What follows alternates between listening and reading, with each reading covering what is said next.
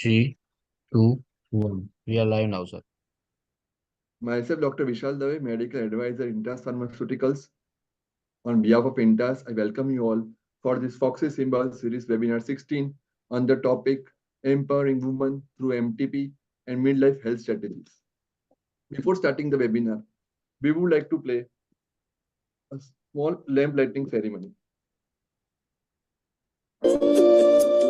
शुभं कुरुत्वं कल्याणम् आरोग्यं धनसम्पदः शुभं कुरुत्वं कल्याणम् आरोग्यं धनसम्पदः शत्रुबुद्धिविनाशाय दीपज्योतिर्नमोऽस्तु ते दीपज्योतिर्नमोऽस्तु ते शुभं कुरुत्वं कल्याणम् आरोग्यं धनसम्पदः. Now I would like to introduce Dr. Monica Singh.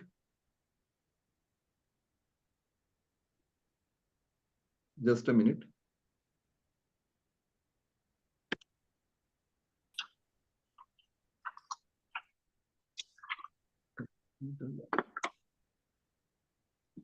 Dr. Monica Singh is consultant reproductive medicine, Bhopal Fertility and Endoscopy Center. She is professor at Ellen Medical College, Bhopal. She is also managing committee member, ISAR. She is West Zone Coordinator, Medical Resource Committee, FOXY. She is also convener of ISAR Perfection Series and convener FOXY Symbiosis Series. Over to you, Dr. Monica Singh, ma'am. Thank you very much, Dr. Vishal, and thank you, Intas, for the support that you provided last 2 years to our Perfection series and Symbiosis series. And respected Dr. Madhuri Patel ma'am is here. I'm very delighted to announce that today we have completed all our FOXY committees rotation, and we have involved all the 20 committees, no? 21. Yes. All the committees have been involved in a very beautiful symbiosis. So it forms, it's almost like a garland which is complete. We started from one end and we finished at the other. Only 2 committees were not involved in symbiosis directly. They were involved in perfection. That is the endometriosis committee. Anu Chawla was there with perfection. And Subhash Malya was also there with perfection, the endoscopy. Otherwise, we have involved all the dignitaries, everyone in the program. And we are very happy to say that today is the webinar 16, wherein we are collaborating with FOXY Medical Termination of Pregnancy Committee and FOXY Midlife Management Committee. With the blessings of Bhopal Obstetrics and Gynec Society, we are working together.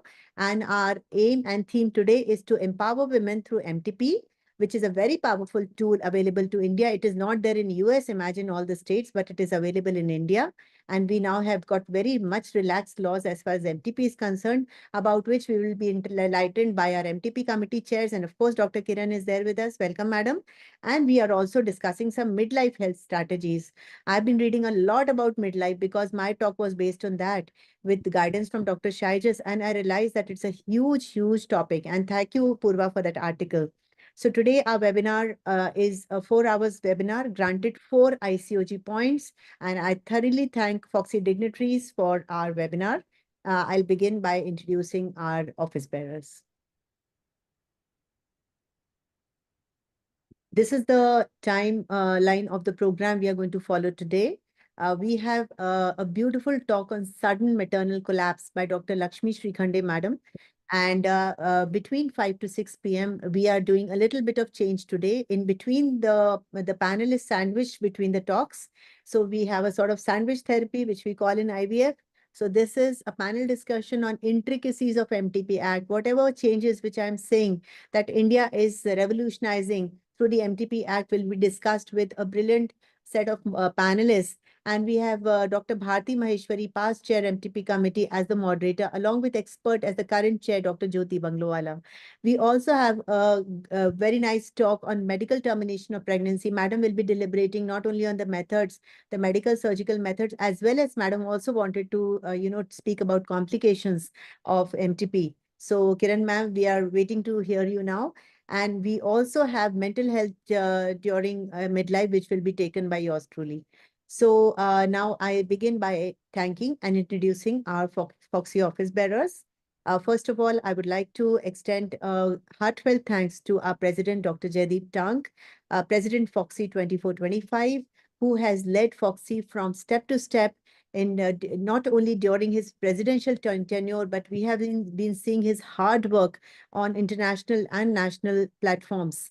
As Deputy Secretary, Asia Oceania Federation of Obs and Gynae, AOFOG, immediate past chair, International Federation of Obs and Gynae Committee for Safe Abortion, FIGO, awarded FRCOG honoris causa in 2020, held many posts in the National Foxy, and has been instrumental in drafting the proposal for FIGO, which has resulted in a phenomenal grant of $13 million for a 10-country project in which India is involved.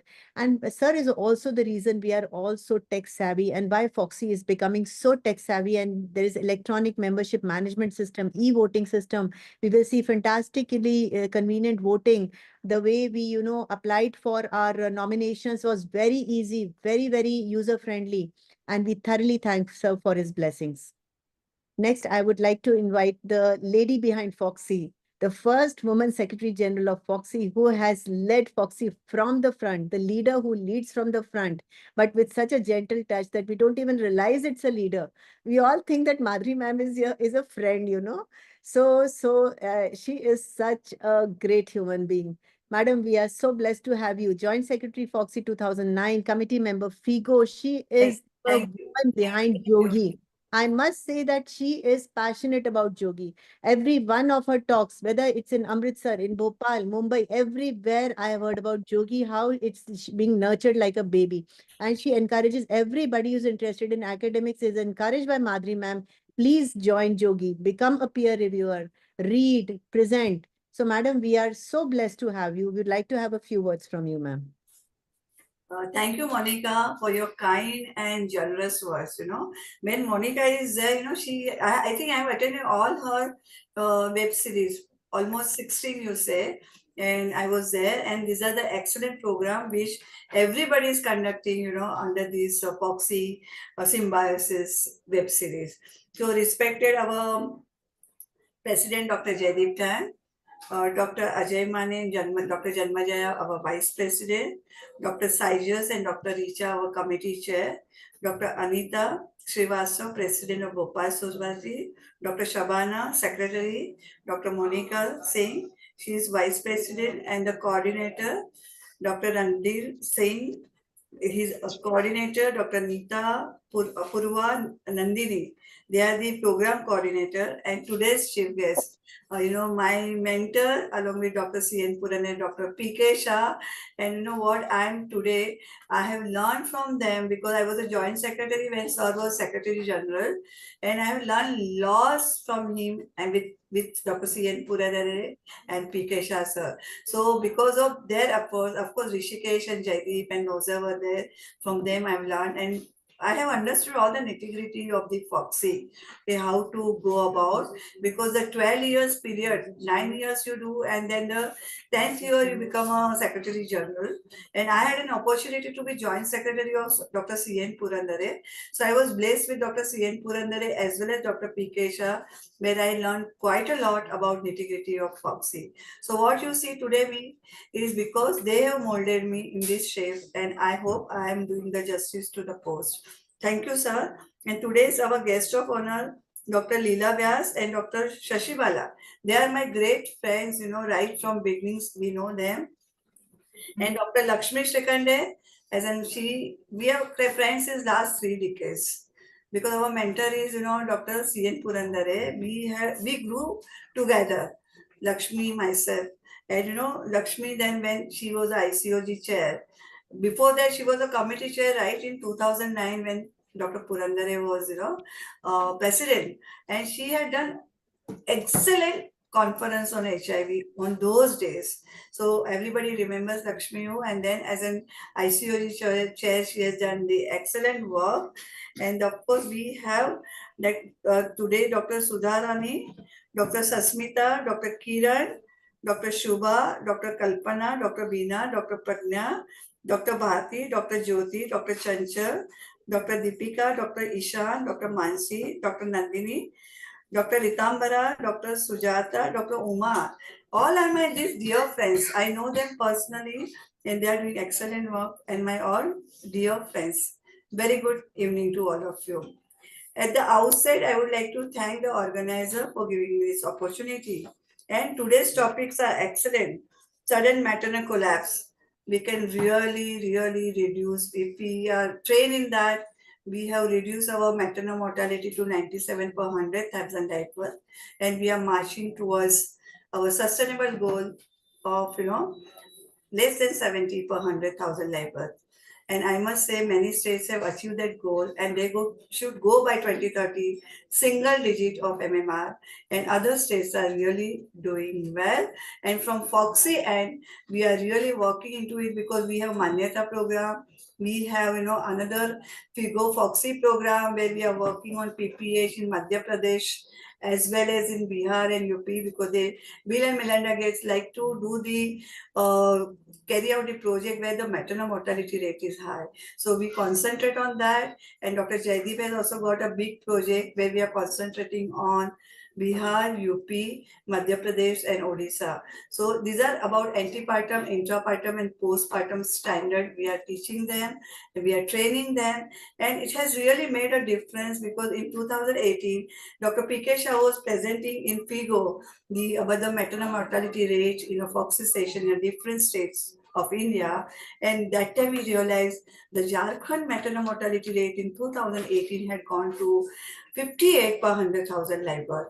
So we were little surprised, but at the same time we were happy, and we have realized the government efforts, central, local, our Foxy as an organization, and you as a grassroots level worker, plus Manyata and all these donors are there, our Manyata program, which could make Jharkhand MMR less than 58 per 100,000 live birth at in 2018. So we all are working for that, and we should congratulate to each other that because of our we are working hard for women's health, and that's why we are achieving this goal.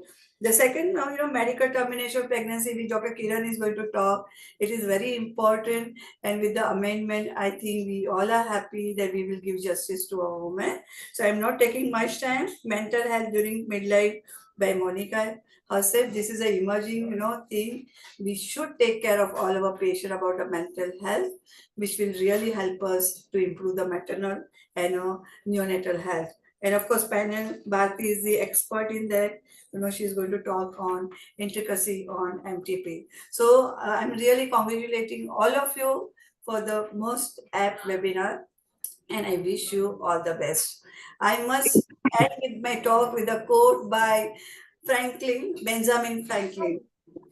Investment in the knowledge gives the best interest. So, dear friend, invest in our knowledge, update ourselves, and give the best to our woman. Thank you once again for giving me this opportunity. Thank you. Thank you very much, ma'am, for your blessings and kind words. And I agree, investment in knowledge gives you multifold returns at every step of life. I take extreme pleasure in, with the permission of committee chairs, I will introduce our chief guest for the evening, respected Professor Dr. P.K. Shah, sir. We have not been students of sir, but we have heard so much from sir. Sir heard so many talks and always been in his Chhatra Chaya that we feel that we are all students of sir. So, I mean, every time we connect with sir, we feel that we can learn something new, not only from his persona, his gentle personality, his the way of speaking, the way of teaching. And there is always when he's speaking, there is somebody in the hall who stands up and quotes his, teaching and the way he took his talks, the way he taught instrumental deliveries. So we are honored to have you again and again with us, sir. Thank you. You have had various important posts in the city of Mumbai, been teacher of teachers, professor of professors, with many awards, with many advocates, Lifetime Achievement Award by Foxy 2024, Lifetime Achievement Award by Mumbai Breastfeeding Promotion Committee 2014, first recipient of Young Gynecologist Award of AOFOG, recipient of Dr. C.S. Dawn Prize twice for Best Scientific Paper in annual Foxy AICOG Conference, Lifetime Achievement Award for contribution in USG Patna, and the teacher of USG who can teach the basics in the most beautiful way and go to advanced also. Monica, enough. Thank you. Monica, Sir. enough. Yes, sir. We would like to, sir, have your blessing, sir. Thank Yeah, you. sure. Thank Thanks. you very much for your kind introduction. And let me begin with the first thing, and that is this symbiosis. So we can see the symbiosis of MTP committee and midlife management committee. The two chairpersons have come together to have this webinar. I thank the Foxy office bearers, Dr. Jaideep Tang, Dr. Madhuri, Dr. Ajay Mane, Dr. Janmay Jay, Dr. Richa Sharma, who is the chair of MTP committee, Dr. Saijas, who is the chair of Midlife Management Committee. And also, I would like to thank Dr. Rekha, who is Dr. Anita, who is the president of Bhopal OBGYN Society, and Dr. Shabana, who is a secretary of Bhopal OBGYN Society. So nice to see all of you. And thank you, Monica, for giving me this opportunity to be with you all. It's nice to see that this program is managed by convener and co-convener, the wife and husband, Monica and Randir Singh. And it's again very good to see and share this platform with Dr. Leela Vyas and Dr. Shashibala Bhosle, who are going to be the guests of honor. Not only that, it's a very power-packed performance it appears to be in this webinar, because we have Dr. Lakshmi Shikande, who is going to talk on sudden maternal collapse, Kiran Chandna, who is going to talk on MTP, and Monica Singh is going to talk on mental health during midlife, something very important for all of us. Then the panel discussion is going to be moderated by Dr. Bharti, and expert is Dr. Jyoti Banglowala. I wish you all the very best, not only for this webinar, but also in all your future activities. And I wish success to Monica Singh and Dr. Kiran Chandna. I think they are contesting for chairperson's post, and I wish them all the very best and success for the same. Thank you very much for having me for this webinar. And it's nice to see that at least MTP and midlife have come together. That is something which never occurs normally. So I think we are all eager. Though I am leaving from the hotel to travel to Ahmednagar, I will be with you all till you finish. Thank you very much and all the best, Monica. Thank you. Thank you so much, sir, for joining in despite your travels. And sir is always active and eager to teach, eager to, participate. And that is what makes him Dr. P.K. Shah. So, Thank you. so sir, next, with the permission from Shaijas, sir, can I introduce our guest of honor before? Yes. Yeah, please go ahead. Thank you. Thank you. So Dr. Shashibala Bhosle is with us. Dr. Leela ma'am is yet to join. So can I do her the honors? Yes. Dr. Shashibala Bhosle is from our own state of Heart of India, Madhya Pradesh, and she is the sweetheart of MP. And she is also a very, very approachable, very dynamic person.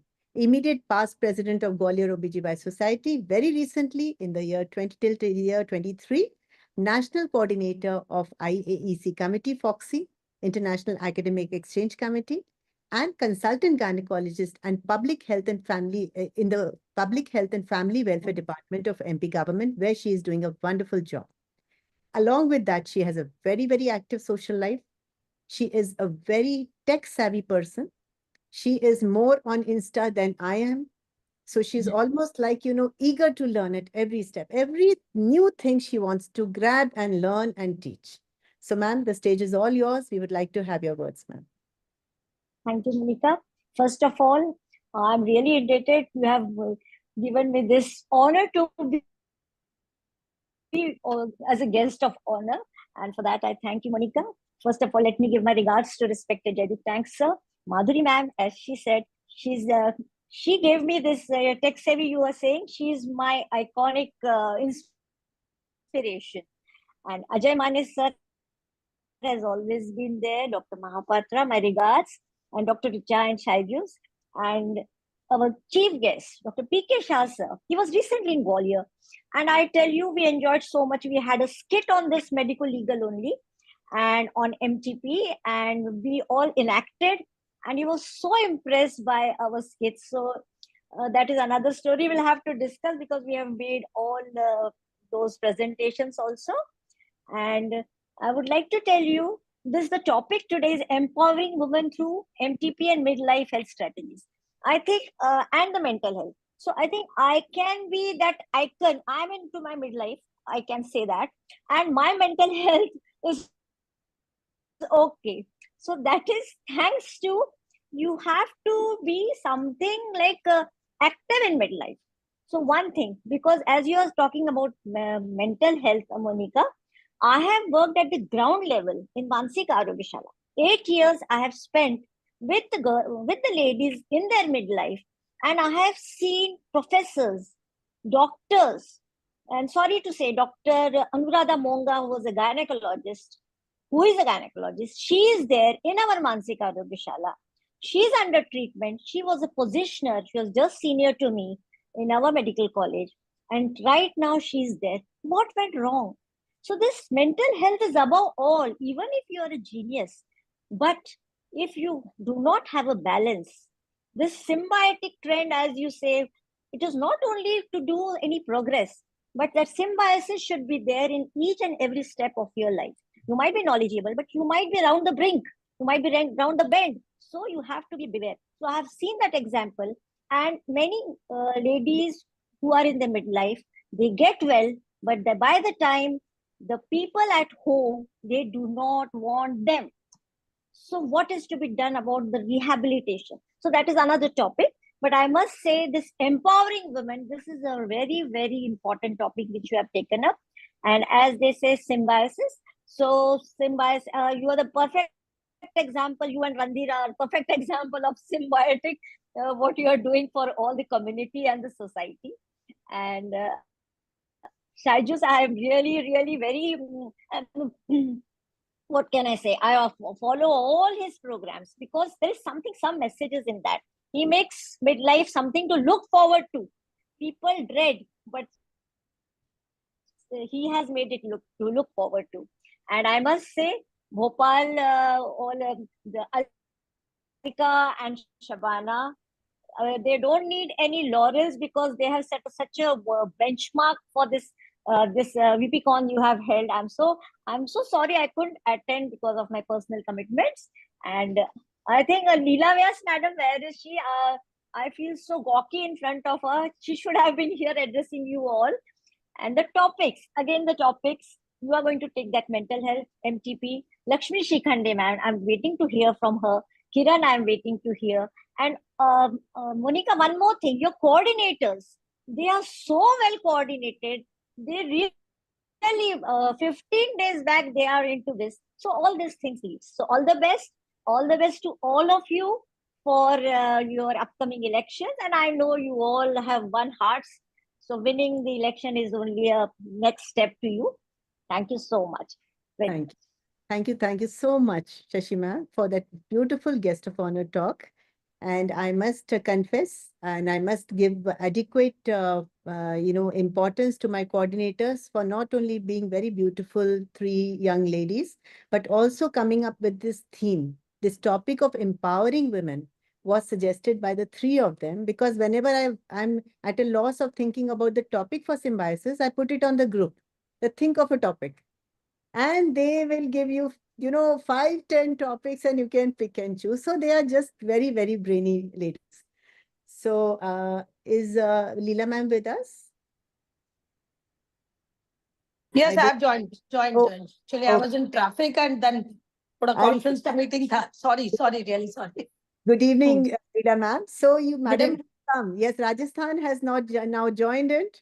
So we have now a colorful, personality in front of us who is specialized in high-risk pregnancy, infertility, cosmetic and aesthetic gynecology. Madam was with us in VPCon recently in Bhopal, where we enjoyed her company and her, great lectures, her social standing. She has been former senior professor and unit head and IVF consultant in SMS Medical College, Jaipur, which is one of the most prestigious institutions of the country. Also, she is a senior consultant aesthetic and cosmetic gynecology at Vyas Clinic, Jaipur, director of Hope Hospital, Jaipur, and senior consultant at Cocoon Hospital, Jaipur. Madam is very passionate about the Dakshata and Lakshya program by the NHM Rajasthan and director of Manyata CSC Rajasthan Wish project. Madam has held the post of founder vice president in SAC, chairperson of ISAR Rajasthan, VP Foxy 2018, President Narchi Rajasthan, President Jaipur Obsgyne Society, as well as Secretary Jaipur Obsgyne Society. Madam, we are waiting to hear from you, your guest of honor address. Sorry for this. Okay. I think madam is somewhere stuck with internet or something. So without wasting much. Hello. So can you able to hear me? Yes, madam. Yes, ma'am. ma'am. Yeah. Waiting. Yes, ma'am. अरे कैसे हैं शशिबाला जी? Yes. Namaskar. Really, I'm very sorry. Actually, I was stuck in traffic and then I came. There was a meeting going on for the conference upcoming, and I'm waiting for all of you. And just so at the outset, thank you very much for inviting me as a guest of honor. And really, I think I'm not able to see our chief guest, Dr. P.K. Shah sir, and but our guest of honor, Dr. Shashibala is here. Really, it's, I admire her everything. So this organizing this webinar, Monica, really you are very active. Recently we attended that conference, and which was really, it's a well organized and it was full of that all academics and all. So everyone, Anita is I'm able to see her. Hi, Yes. good evening. Right. So my just talking about these MTPs and all emergency things, that is must.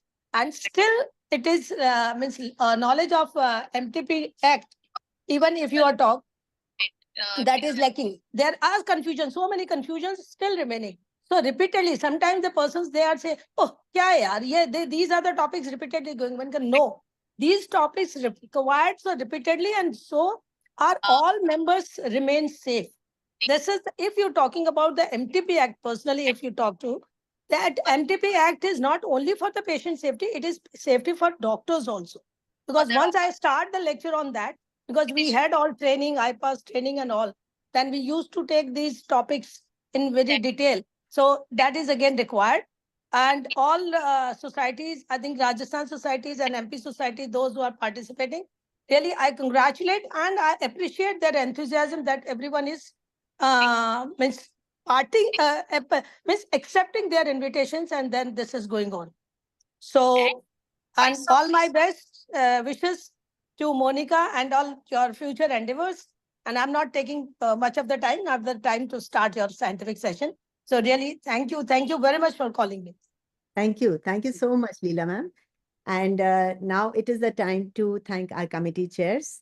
And before the committee chairs, I would like to thank the vice presidents of Foxy who are heading these committees. Dr. Ajay Mane sir, Vice President Foxy West Zone, and Dr. Janmejaya Mohapatra, Vice President Foxy East. And now it is the time to, acknowledge and thank our committee chair, Dr. Shaijis P. Nair, who is also the special guest for this evening. And he's a very, very busy person. It's very difficult to get across, but he always makes it a point to, reply and give always a positive answer. I'm very, very impressed with Dr. Shaijas because he's a past Jipmerite and I hold them in big esteem. It's like Ames Delhi of South. And he is also a very active, socially, he's so active and a totally family man. Through his post, we can sense palpably the love for his family, his wife and daughter. It's so beautifully brought out by his post, along with his academic achievements. So, sir is chairperson, Midlife Management Committee of Foxy, which is, participating in a program in a very big way today. Chair of Research Committee of KFOC 24 to 27. Past Joint Secretary of KFOC, Kerala Federation of OBGY 21 to 23, and past President of Cananore OBGY Society, Kannur, Kerala. Peace, the official passionate diagnosis, about all fertility, pathologic findings, gynec laparoscopy, and he's automatic in sampling of the Canada, Cyanide, and Vadakara. He abnormal has been the recipient of several important awards like the S.N. Joshi Women Empowerment Award 22, Mrs. Shailja Pandit Women Empowerment Award, MS Signature Social Reformer Award, Ghira Award, recipient of Foxy International Traveling Fellowship Award, Foxy Superstar Award. We can stop at that, Monica. Thank you so much. We want to hear a few nice words from you, Dr. Shajas. Thank you. And it's wonderful having you today. Wildlife photographer also. Yes, yes, I forgot that. Dancer, singer, wildlife photographer. Thank you. Thank you. Thank you. Thank you. First of all, thank you so much for those really kind and loving words. Such a pleasure for the Midlife Management Committee to collaborate with the MTP Committee of Foxy and the Bhopal ONG Society. My regards to our vibrant president, Dr. Jaideep Tank, who's doing some exemplary work on the academic front as well as on the social front. Pleasure to hear from Dr. Madhuri Patel, Madam, the first ever Woman Secretary General of Foxy. My regards to Dr. Ajay Mane, sir, as well as Dr. Janmeja Mohapatra, my Vice President in charge. And special regards and loving regards to Dr. Richa Sharma, the chairperson of the MTP Committee of Foxy. Pleasure to collaborate with Bhopal ONG Society, led by Dr. Anita and Dr. Shabana. And I think everybody seems to have couple goals, and the couple goals of Dr. Monica and Dr. Randir seems to be in spreading knowledge via webinars and conducting conferences. So that's something which is which can make actually midlife such a beautiful phase of life if you can spread knowledge and spread smiles. So all the best, Dr. Monica, for all the good work that you've been doing and for your tenure and for your campaign for the elections, as well as a future association with this wonderful organization of 40,000 plus gynecologists across the country. My regards to the program coordinators, Dr. Neetu, Dr. Purva, and Dr. Nandini. Pleasure to hear from PK Shah, sir. PK Shah, sir, is a very, very special person as far as midlife committee is concerned. He has been really instrumental in blessing us with our initiatives. Such a pleasure to hear from PK Shah, sir. My loving regards to Leela Vyas, madam, and Dr. Shashibala, madam. Shashibala, madam is a very, very dear person, never fails to respond to any of the posts that we make on social media and pass on her comments and inputs about it. Such a pleasure to meet all these three lovely people, loving people in Foxy. I think this organization is not just about academics, it's about interpersonal relationships and the love and the caring that we have for each other on a personal basis too. I think we have three fantastic lectures as well as a panel that is lined up. A topic on sudden maternal collapse, the importance of which need not be overemphasized. I think so very important. Congrats, Lakshmi Madam, on being awarded the FRCOG recently. Pleasure to have you. It was some really wonderful work that you did for ICOG over the year. So such a pleasure to meet you virtually in person here, Madam. My best wishes to Dr. Kiran for her future endeavors in Foxy. She's been doing some wonderful amount of work for the organization, and her talk on MTP is something that we are looking forward to. And the topic of mental health during midlife by none other than Dr. Monica herself. When I took over this committee, we launched two very important initiatives, which is what connects this particular program of Symbiosis with Midlife Management Committee. As Speaker said, it's not a usual combination, but we had thought about this when I took over. So there are two campaigns. One is named as Mind Your Mind in Midlife. Mind Your Mind in Midlife. Okay, it's M and another M. I think that is something which you have conveniently forgotten because people in midlife tend to take care of the mental health of the generations on either side. They take care of the mental health of their children who are growing up and who have already become teens or maybe much beyond that. They also take care of the mental health of the elder group that they're supporting, both their parents as well as in-laws. But in this journey, they tend to forget about their own mental health. So this program emphasizes on the importance of taking care of the mental health of a midlife person, and it's called Mind Your Mind in Midlife. And that's something every man and woman in midlife need to be looking at. Ensure that you are happy in midlife. Only then the generations on either side can be happy.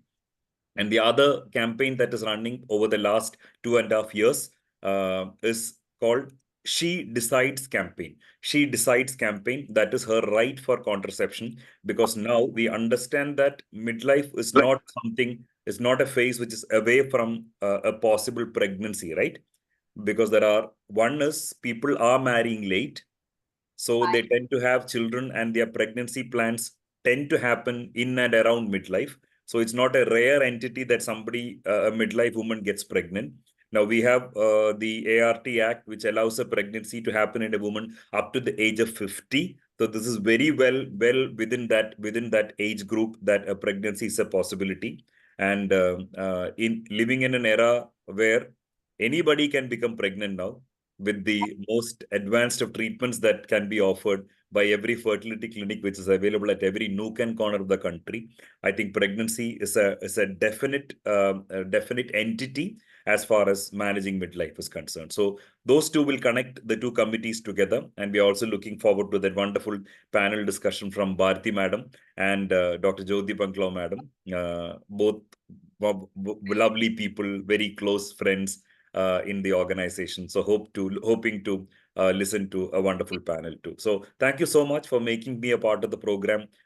Best wishes to Kiran and Monica again for your future endeavors with Foxy. Pleasure to see lovely people. I hope we keep spreading smiles, we keep spreading knowledge. I think the world and the country and the organization deserves that much more than anything else. Now it's raining cats and dogs in Kerala. And the news that is coming from across the state is not so pleasant. Hopefully, we can hold on together, and hopefully, we don't end up in a calamity because there's just too much of rains. So, with prayers to every Keralite or every person across the country who's suffering from this relatively not so good climate, with my prayers, thank you so much for making me a part of the program. Thank you, Dr. Shaijas. And we fervently pray to God that the rain god stops, giving rain to Kerala and it goes to the Rajasthan or some place where it is required. And the people, so people are at peace. And really, we are worried about these coastal areas when there's a deluge like this, So this time I was talking to Mumbai people. They said the rains there were relatively okay, probably because of Ambani wedding. But rain gods have been very, very partial to Kerala all the time, So I will all praise for for Kerala. Thank you. So thank you, Dr. Shaijas, for that opportunity. Midlife Committee is being managed in a wonderful way by you. And now over to Neetu for introducing our very, very dear BOGS office bearers. Thank you so much. Good evening, all. This is my proud privilege to introduce our Bhopal OBGY Society office bearers, Dr. Anita Srivastava ma'am. She is President Obstetrics and Gynecology Society Bhopal. She is alumni of Government Medical College Jabalpur and Gandhi Medical College Bhopal. With an excellent career, she has been very active in Bhopal OBGYN Society and Bhopal Menopausal Society. And she has many awards and many academic endeavors in her life. We welcome you, ma'am, and we would like to hear something from you about this. Thank you, Dr. Nice introduction. Thank you, Dr. Monica, for conducting this Symbiosis webinar under the head of Bhopal Obs and Gynec Society.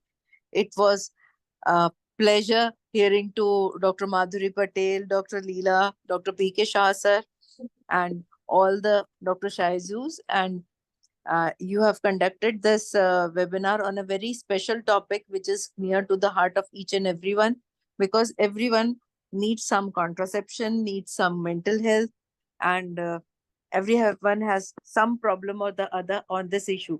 As Dr. Leela said, when we hear about these topics, it is very small topic or it is very common topic, but there are many queries in the audience and in the views of many doctors. And I just wish you all the best for the Perinatology Committee Chairperson election for you. And I wish you all the good luck.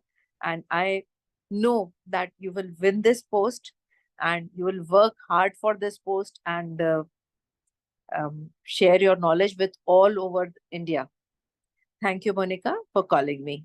Thank you, madam. Thank you so much. Anita, madam always makes it a point to join, whether it is from car, from clinic, even she has joined once from OT. I think you were doing C-section and you joined from OT, madam.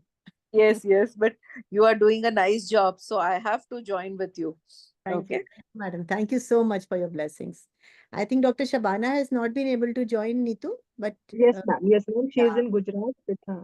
yeah, she in- is our very, very, very loving secretary of Bhopal Obsgynae Society, professor and HOD, GMC Bhopal. So, Neetu, you can start the academic sessions now. Okay. Now we have convener Dr. Monica Singh, ma'am, and Dr. Randeep Singh, sir. Thank you so much. Let's The guidance with the coordinators are working You can with them to make this all of them. program a success. Neetu, you can speak about yourself. You Me, can myself, Dr. Neetu, yes, ma'am, associate professor in AIMS Bhopal, and my co-coordinators, both of them dynamic, Dr. Purva Bhatkur, she is assistant professor at Gandhi Medical College Bhopal, and Dr. Nandini Singh, she is also assistant professor at Gandhi Medical College Bhopal. Both of them are dynamic, and we are working hard with madam to make this program a success. Now, quickly we will move forward to our scientific session. Our first session is on sudden maternal collapse. Speaker is Dr. Lakshmi Shrikande, ma'am. To chair this session, we have chairperson Dr. Sudharani Pradhan, madam. Madam is president Rourkela OBGYN Society, and actually she is busy. She could not join yet. She is busy. She will join in between if she finds time, ma'am. And our next chairperson for this session is Dr. Smita Swai, madam.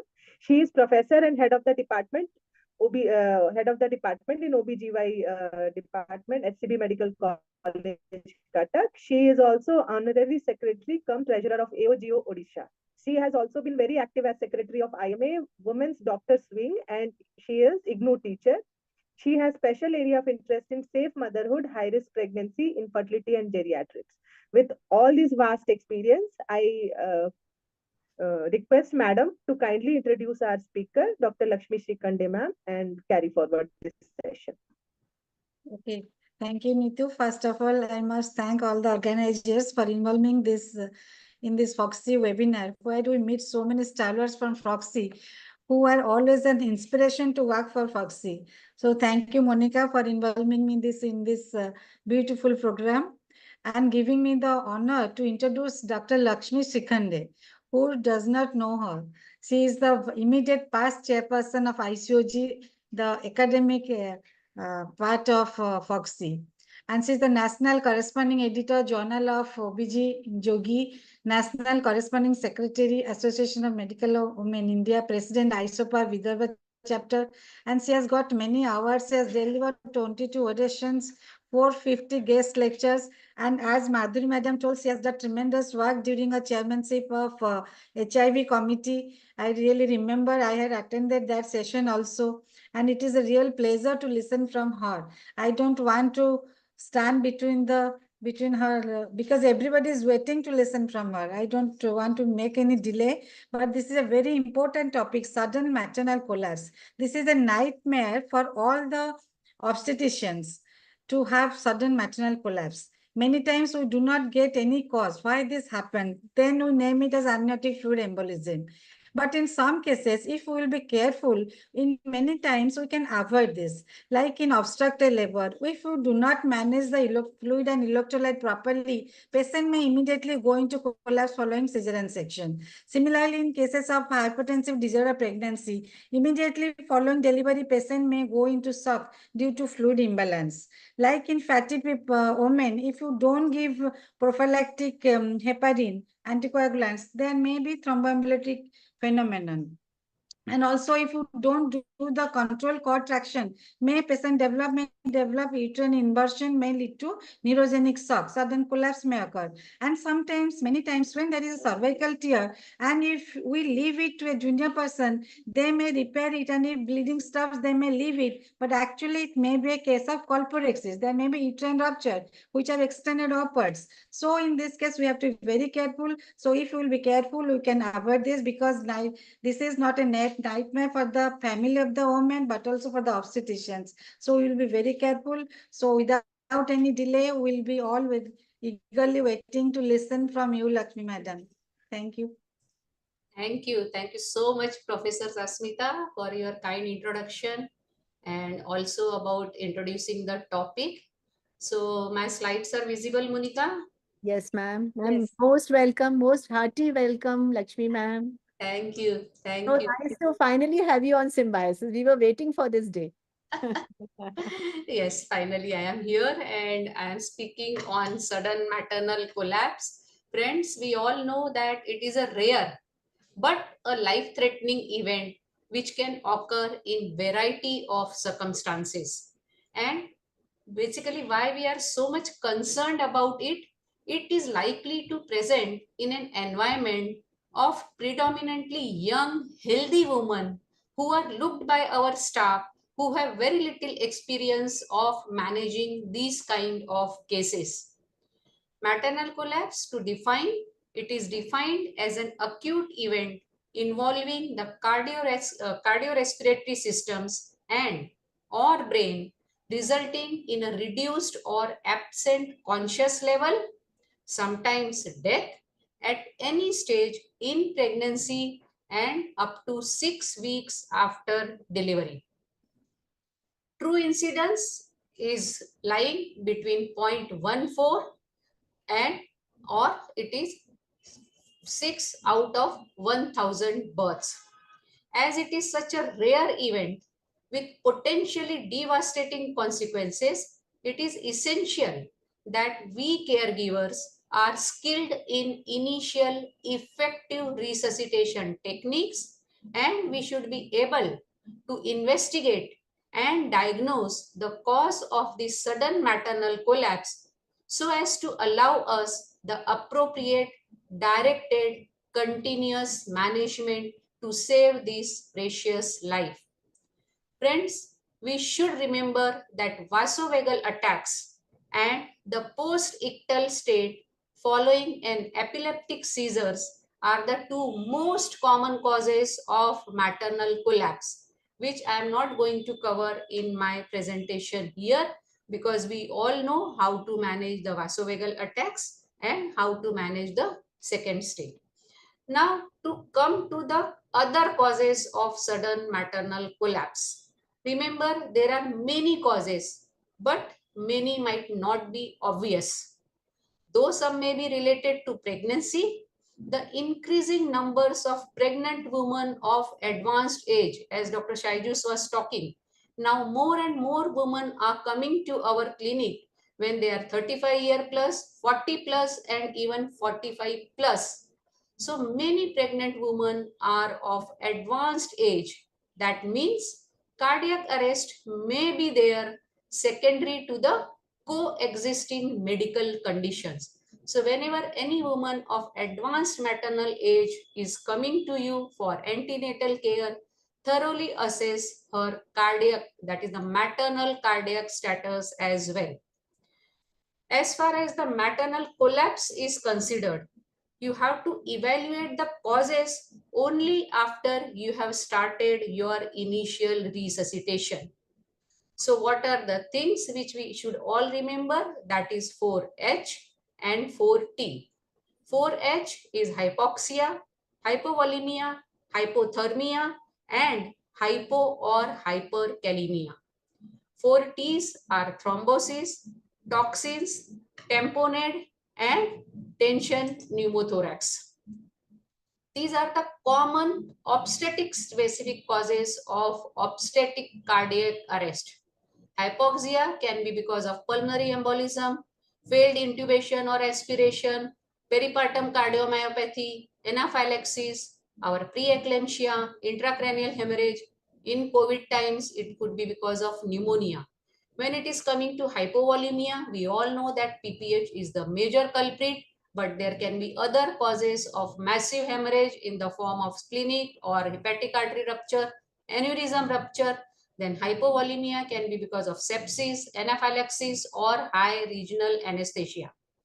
Hypo or hypokalemia can be because of renal failure. It can be drug induced because of the oxytocin use.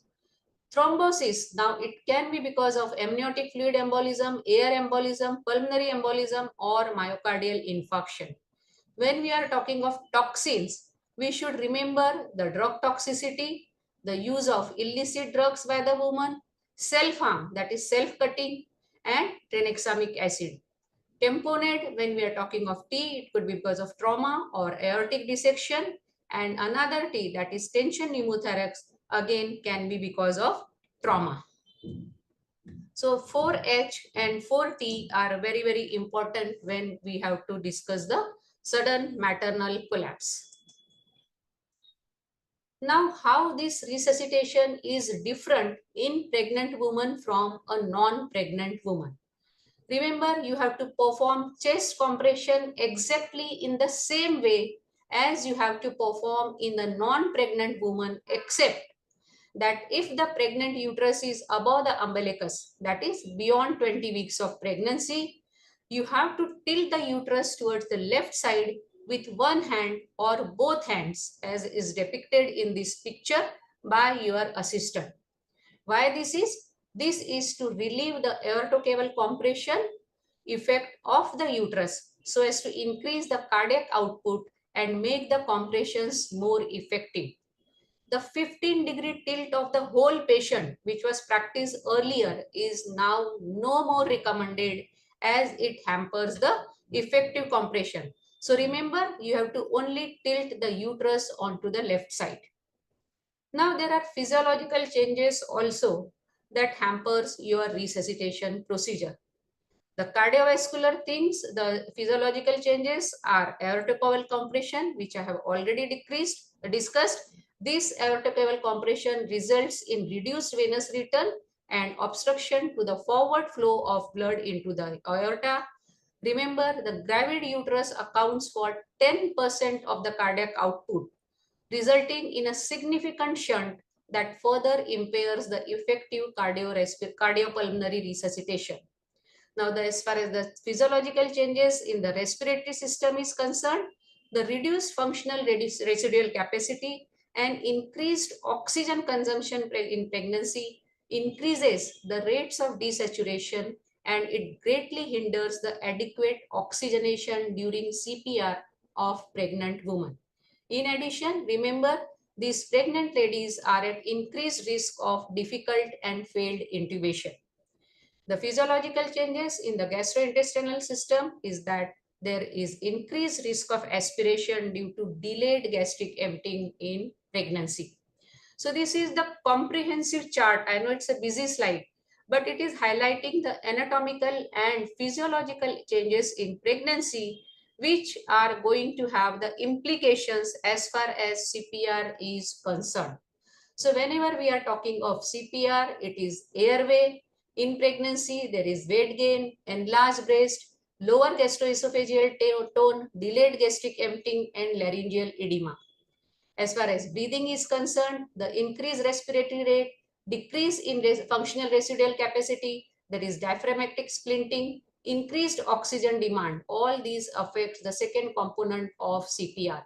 As far as the third component, that is circulation, is concerned, in pregnancy, there is increased heart rate, there is peripheral vasodilatation, there is decrease in systemic vascular resistance, there is aortocaval compression, physiological anemia. So there is lot many factors which is affecting the circulation part of CPR.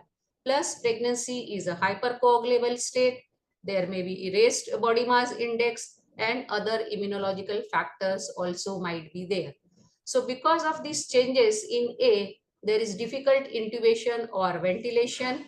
There is antacid prophylaxis you should give, and remember the epistaxis risk which can be there. When we are talking of B, breathing, you have to look after and make patient prone to patient can develop hypoxia very, very quickly. Circulation, we have already discussed. You have to tilt the uterus to the left side and you have to maintain the circulation. Now coming to the actual CPR during pregnancy. Remember, these are all RCOG guidelines which are telling us that airway should be protected as soon as possible by intubation with a cuffed endotracheal tube. Why? Because in pregnancy, the airways are more vulnerable because of the increased risk of regurgitation and aspiration. Therefore, intubation should be performed as soon as possible, and this will protect the airway. It will ensure good oxygen delivery, and it will facilitate more efficient ventilation. Non-pregnant patient, it is acceptable to use a supraglottic device such as laryngeal mask, but in pregnancy, they should be avoided and they should be used only in cases of difficult intubation. These are the suggested equipments which should always be ready in your obstetric unit. Now, as far as breathing is concerned, in pregnancy, oxygen should be supplemented as soon as possible, and bag and mask ventilation should be undertaken until intubation can be achieved. Coming to C, in the absence of breathing, despite a clear airway, chest compression should be commenced immediately. Chest compression should not be delayed by palpating for a pulse, but should be started immediately in the absence of breathing and should be continued until the cardiac rhythm can be checked and cardiac output can be confirmed. Chest compressions are not effective after 20 weeks of gestation.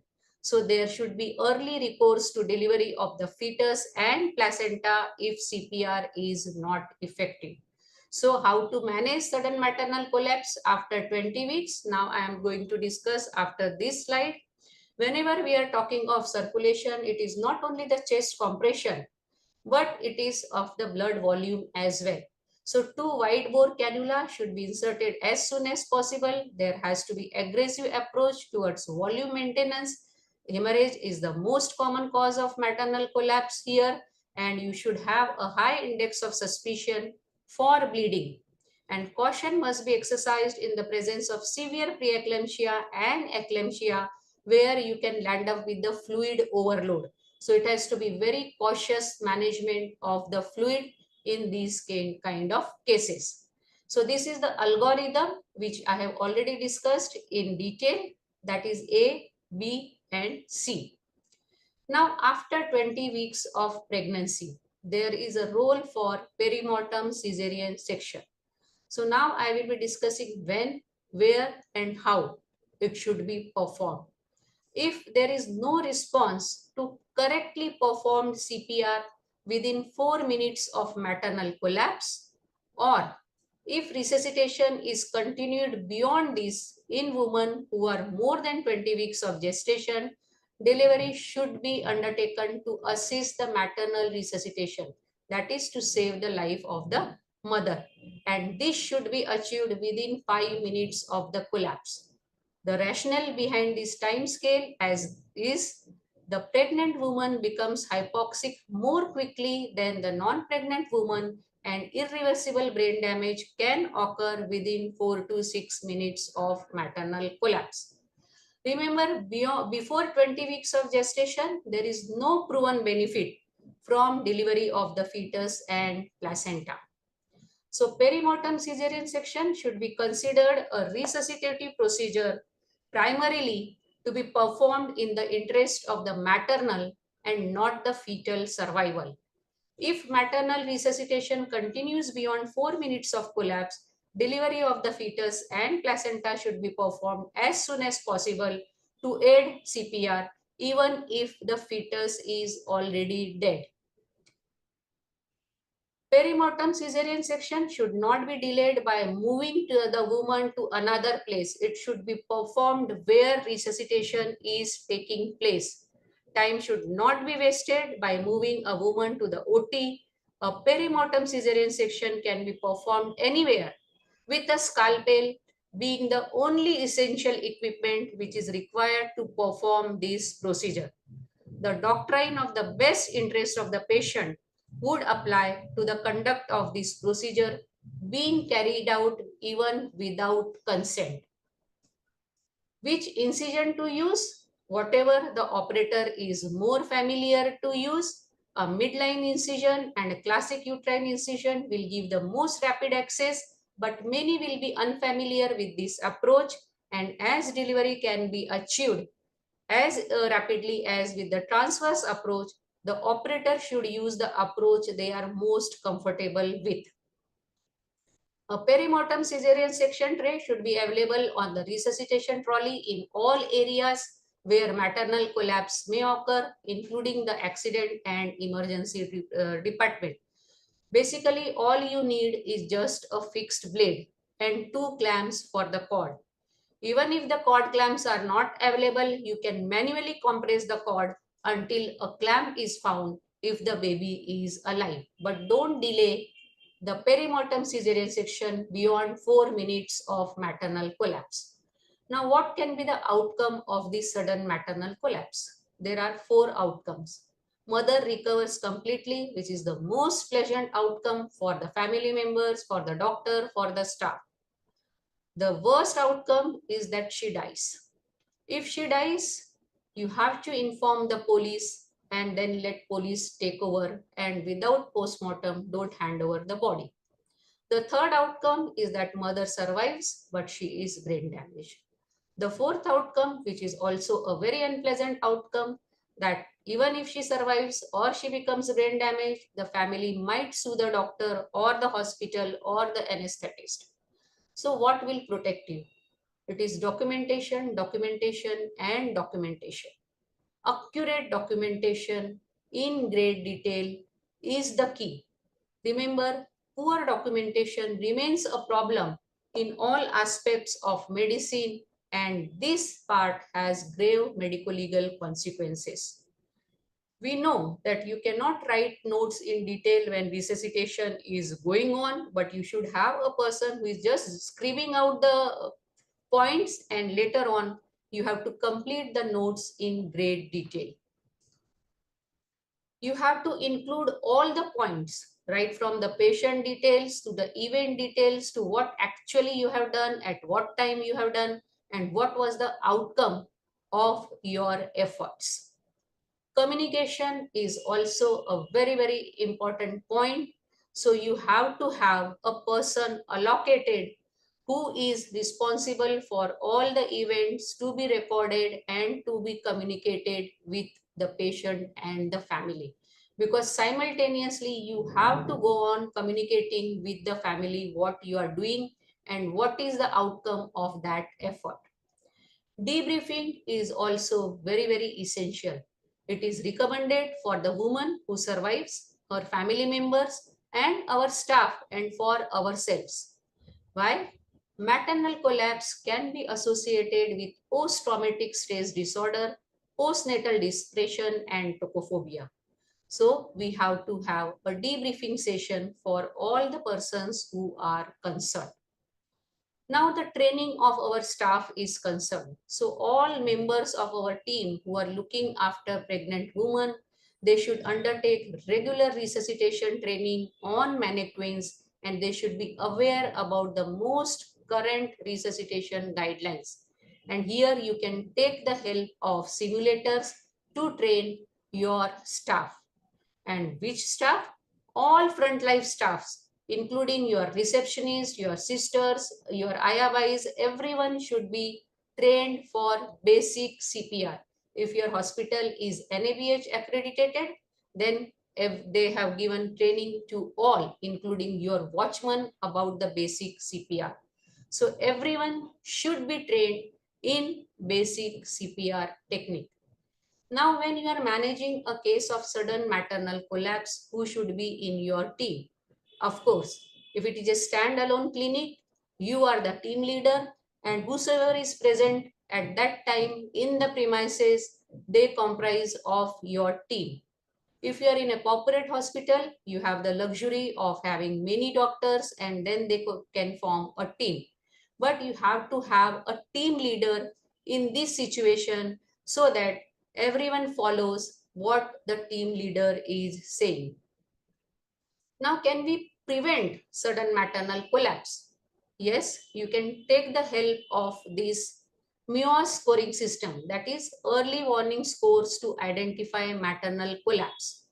to help with the early recognition and intervention in an unwell patient before maternal collapse actually take place. You can have this scoring system. This scoring system incorporates measurement of vital parameters like respiratory rate, oxygen saturation, temperature, blood pressure, and heart rate and neurogenic response. And abnormal parameters trigger a color coded response like normal values, it's all in white, yellow alert is intermediate, and red alert means patient can land up with maternal collapse. But there is a disadvantage also. This scoring system, they provide a visual aid of individual physiology. They can predict critical care admission and maternal morbidity, and they have high negative predictive values. A lack of single universal validated MUOS, variation in scoring, differing escalation protocols, parameters not recognizing the physiological adaptations across different trimesters of pregnancy, staff shortage, staff training, and the limited usefulness of MUOS in those with low risk pregnancies are the factors that undermine the confidence in the validity of MUOS for predicting maternal collapse. Clinicians need to be aware that maternal collapse may occur without warning and even with a normal MUOS as well. So clinical judgment should be incorporated, especially in patients who look unwell or they have specific risk factors. So to summarize, maternal collapse is a rare life-threatening event that can occur at any stage of pregnancy or up to 6 weeks postpartum. Prompt identification and timely intervention by a multidisciplinary team that includes an obstetrician, midwifery staff, and an obstetric anesthetist, they are essential to improve maternal and fetal outcomes. Standard adult resuscitation guidelines need to be followed with some modifications taking into account the maternal fetal physiology, which clinicians should be familiar with.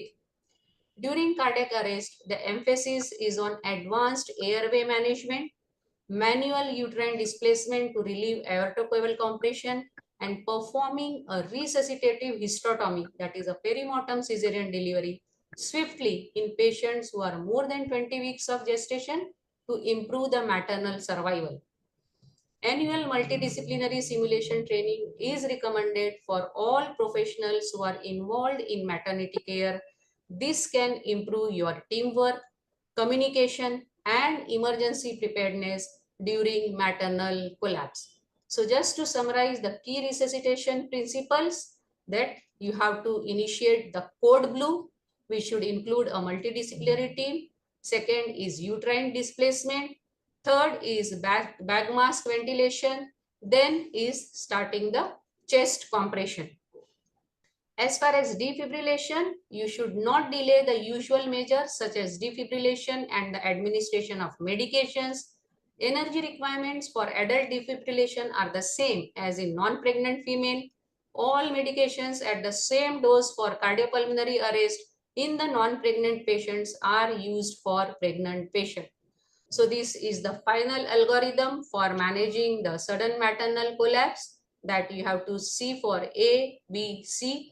If she is more than 20 weeks of pregnancy and she is collapsed for more than 4 minutes, you have to perform perimortem cesarean delivery before 5 minutes of the sudden maternal collapse. So you should time the exact time when the mother has collapsed, and that should be really counted, as it will help you in preparing and deciding for the perimortem cesarean section. You have to designate a dedicated timer, which I was saying, to notify the resuscitation team when 4 minutes have elapsed after the onset of maternal cardiac arrest, because ideally it should be started at 4 minutes following cardiac arrest, and delivery of the newborn should be completed by 5 minutes following the arrest. You have to perform delivery, that is cesarean or even vaginal, if she is fully dilated at the site of resuscitation. Prognosis, survival of the mother and neonate depends on several factors, including the etiology for the arrest, maternal location at the time of arrest, whether the arrest has occurred in the hospital, outside the hospital, speed of your resuscitative efforts, and skills and resources of the healthcare providers. So friends, this was all about the sudden maternal collapse, which we all can, if managed efficiently, we can save the precious life of this mother. Thank you. Thank you so much for your patient hearing. Thank you, madam, for your, as usual, excellent talk. In our hospital, we have done 3 perimortem cesarean section. Yes. We could just prolong the life, but we could not save both the mother or the baby. They succumbed after 7 to 8 days. They both of them succumbed. But that is the last option we can do for them.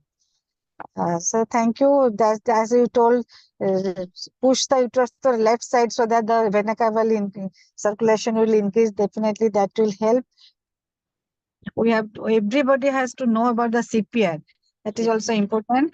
And most of all, we must go for the prophylaxis because you do not know. Every case, any case can any moment can go for sudden collapse. So we have to very much alert, and we have to the skill, the drill. That's we have to tell our youngsters because they are not they don't know when to call the seniors. That is that not understanding. They are managing in their levels, and suddenly the patient collapses. That we have to upgrade their knowledge also. That is regular drill that will help. Thank you, madam. And Juniors yeah, are always afraid because seniors on one hand they constantly scold them ki you are calling us yeah, that is the unnecessarily. You problem. don't know I how to told, manage even this uh, small problem. So they are yes. bichara, they Because really don't this has happened. I just told her the cervical tear, they could not get the apex. They did not tell anything. They left it and the patient suddenly collapsed. So probably it was a case of colporexis. So That they is should call their seniors. That is very, very important. So we should have a very teamwork, very friendly environment so that they yes. can tell.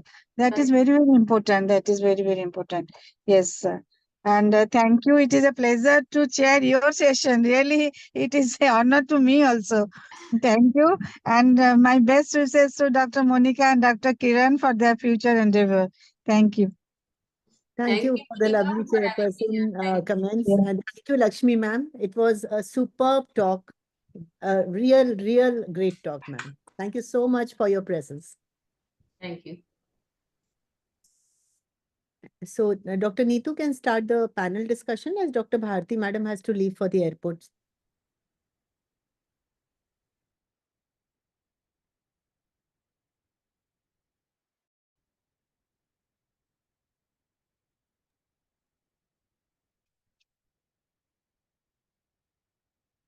Hello.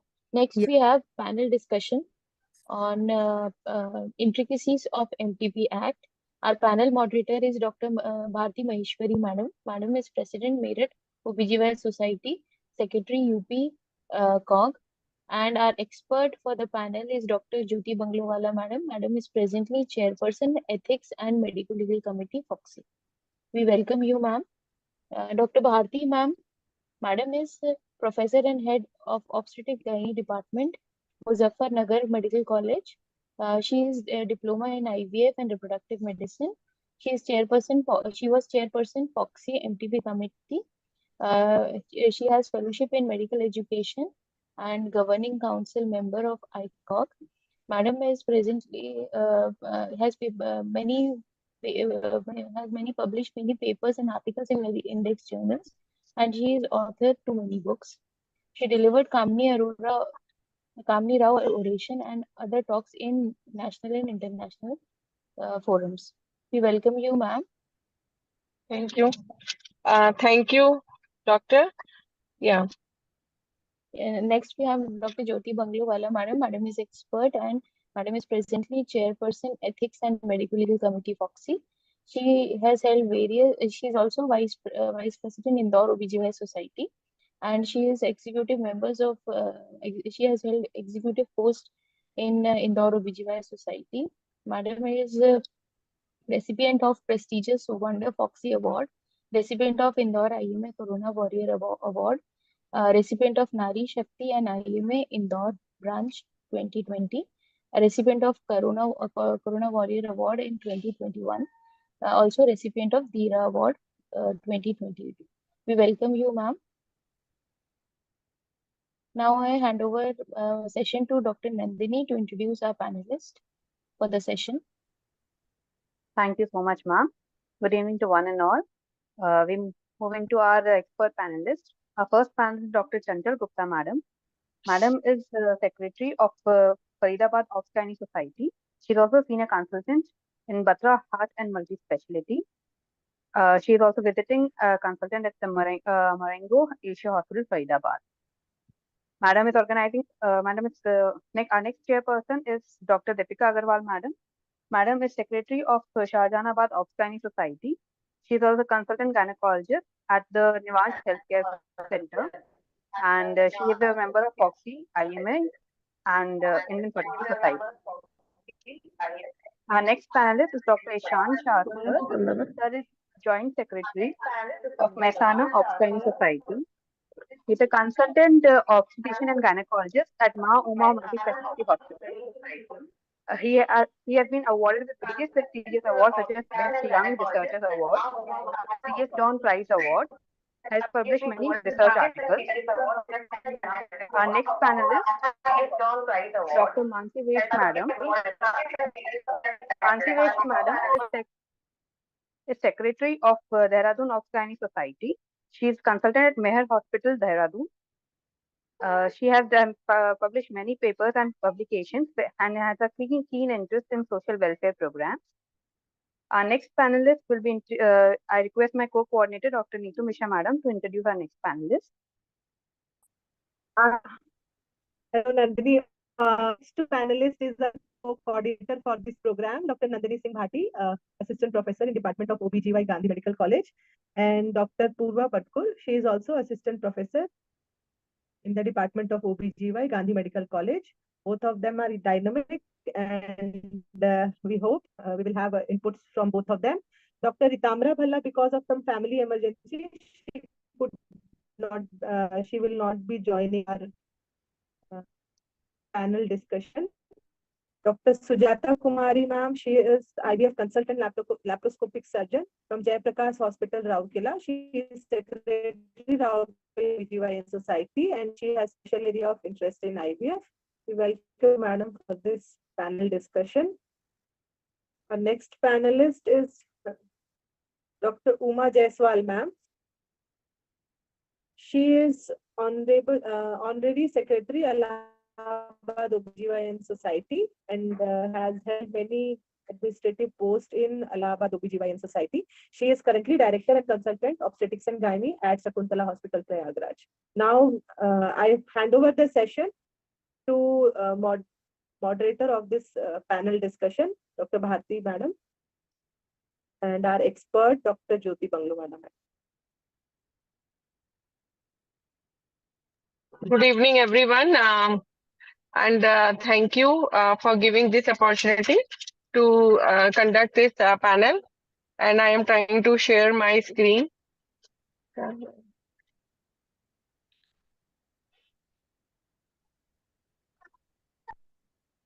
I am just trying to share.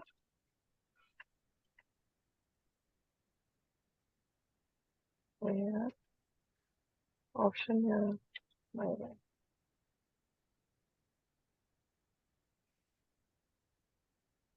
Just 2 minutes, please.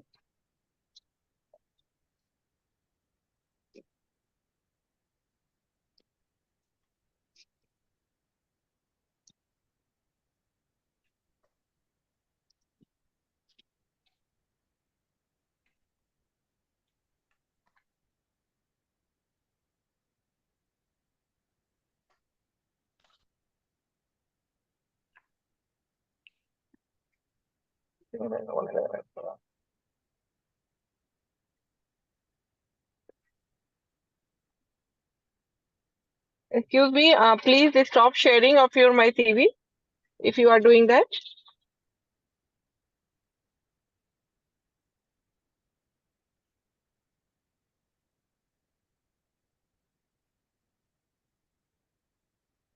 Is somebody sharing, Madam CV? Me, I am me. Yeah, now it's okay. Ma'am, yeah, these are your Someone is sharing, some screen is sharing and they are saying that you can't. मेरा CV क्या कोई share किया हुआ है? Dr. Vishal, are you sharing some CV? No, ma'am, now there is no sharing. अच्छा अच्छा. Okay, okay. You can start sharing, ma'am. I am trying now. Yeah.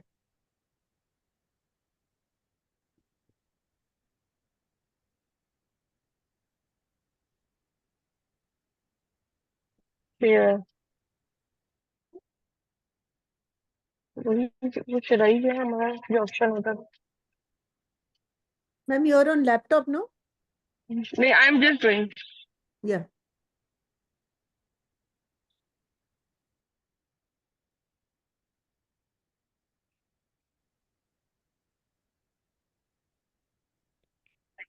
Google Drive. Google Drive कहाँ पे? बस एक second.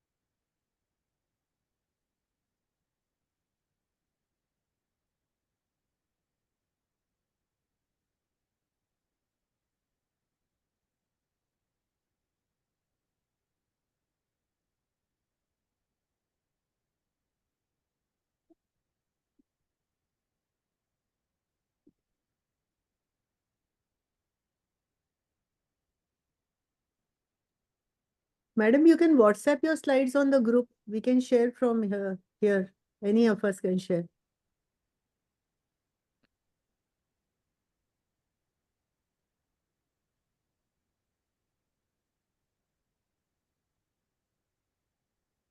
Purva, can you call madam and ask her? Yes, ma'am.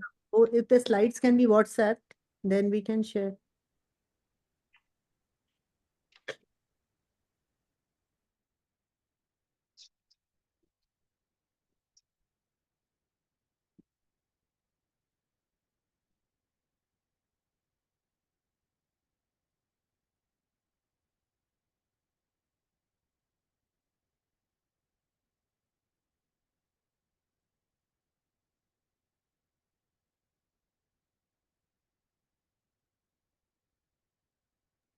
Can you see my slide now?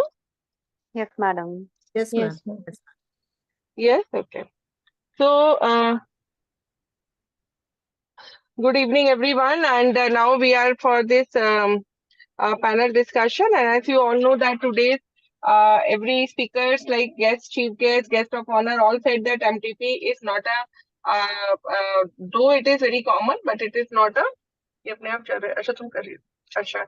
But it is not a casual topic. We have to remain updated because Act has lots of amendments and lots of things. So what I can see that I have today only four panelists I can see: Dr. Ishan, Dr. Nandini, Purva, and Dr. Uma. So we just we know that the MTP. Okay. So as you know that this MTP Foxy Focus, it is available for all of you on the website. You can see all aspects of MTP on that Foxy Focus. And then I always say that this is the WHO logo about the preventing unsafe abortion through comprehensive sexuality education, access to affordable contraception, and safe abortion care. And we all know that in all over world, it's still 63,000 women die as a result of unsafe abortion. And in India, nearly 16 million pregnancies are terminated every year in India. And every day 13 women die because of abortion. So we can't ignore MTP, unsafe abortion, abortion-related mortality and morbidity. So and we have so liberal law in our country and so much of updates, and but it's still we have so much of maternal mortality and morbidity due to abortion related causes, and it is really pathetic situation. That's why this panel is really worth to attend or worth to participate and worth to think. So now our panelist Dr. Ishan, if you can hear me, Dr. Ishan, Dr. Uma, that what are the challenges for doing MTP in current scenario? What changes is done? Yeah, what is the different things you feel that for doing before MTP? Yes, Dr. Uma and Dr. Ishan, are you there? Thank you very much, ma'am. Yeah. Am I audible? Yes, you are audible. Yeah. Thank you very much, ma'am. Thank you very much, Foxy, MTP committee and Midlife committee, and all the chairperson, organizing person for giving this wonderful opportunity, for giving and organizing such a great webinar. To answer the question, there are multiple problems implicating this MTP Act. Little bit I said before this enactment of the MTP Act 1971, all the abortion laws falls under Indian Penal Code. But after revising this new law, Bharatiya Nyaya Sanhita, it comes under section 86 to 90. But the limitation of the MTP, the gestational age is increased, and the marriage before the this new amendment, only married women have right to have that MTP. But after the amendment, it falls under POXO Act. So there will be a problem after implementing this, the POXO Act, or unmarried woman can have right of MTP. So this is the one of the implication intrinsic part where we have to see. Dr. Uma, you are there? Dr. Uma Jaiswal, you want to say something? Oh, Dr. Uma Jaiswal, I have seen her name. Okay. She was online. I have seen her, maybe not now. So basically, the challenges we all know that because of documentation, because of different acts like PCPNDT, POXO Act, there are lots of things what one has to do before doing MTP, and we have to keep ourselves updated. And very much important issue, that is availability of MTP pill without prescription. So that is also a special challenge. And beside that MTP in scarred uterus, one has to taken care of MTP in unmarried girl and lots of social issues with MTP. And this is the studies which says that awareness of legality in abortion in India, it is almost negligible. So many public, they don't know that abortion can be legalizedly available, but of course not for sex selection. And so they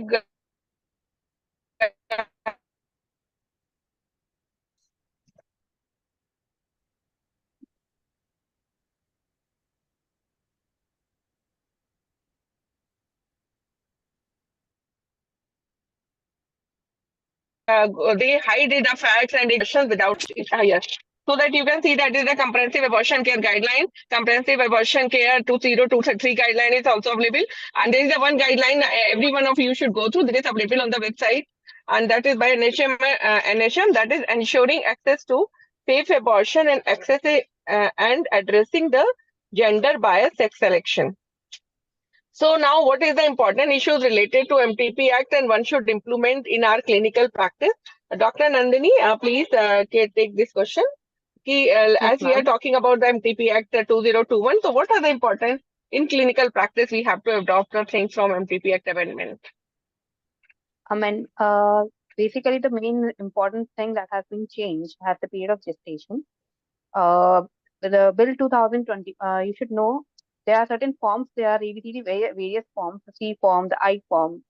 And when it comes to the period of gestation, when it comes to when it is from 20 to 24 weeks, we have G form.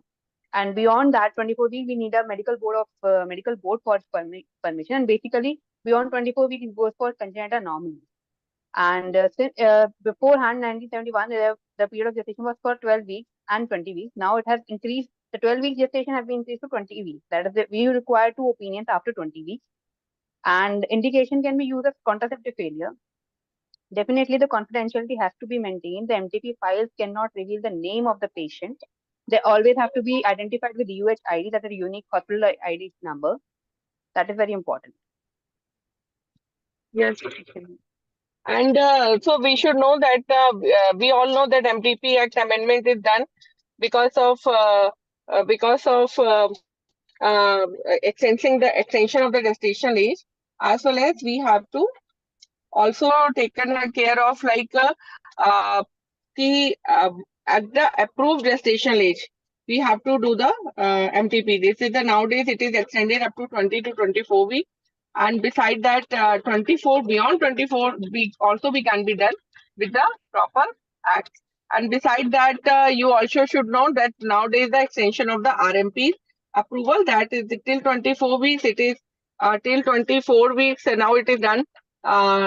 We can do up to by the 20 to 24 weeks by the 2 RMP, and up to beyond 24 weeks, of course, we have to take the medical board approval. And in many states now, medical board is done by the CMOs, under the CMOs.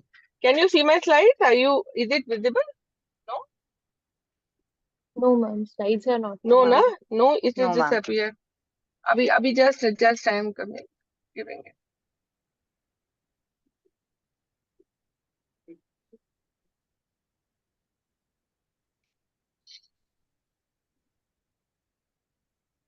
Just so that. Ma'am, if there is problem, you can Now share is it the visible? Is it visible?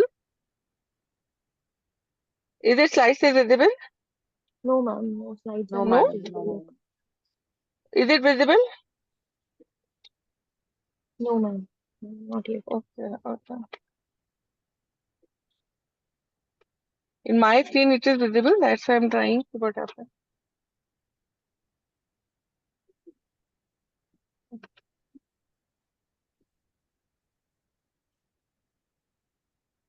दोबारा Ma'am, share you can करूँ क्या? share the slides with us on WhatsApp group. या मैं इसको mail किस mail पे करूँ? मेरी मेल पे है.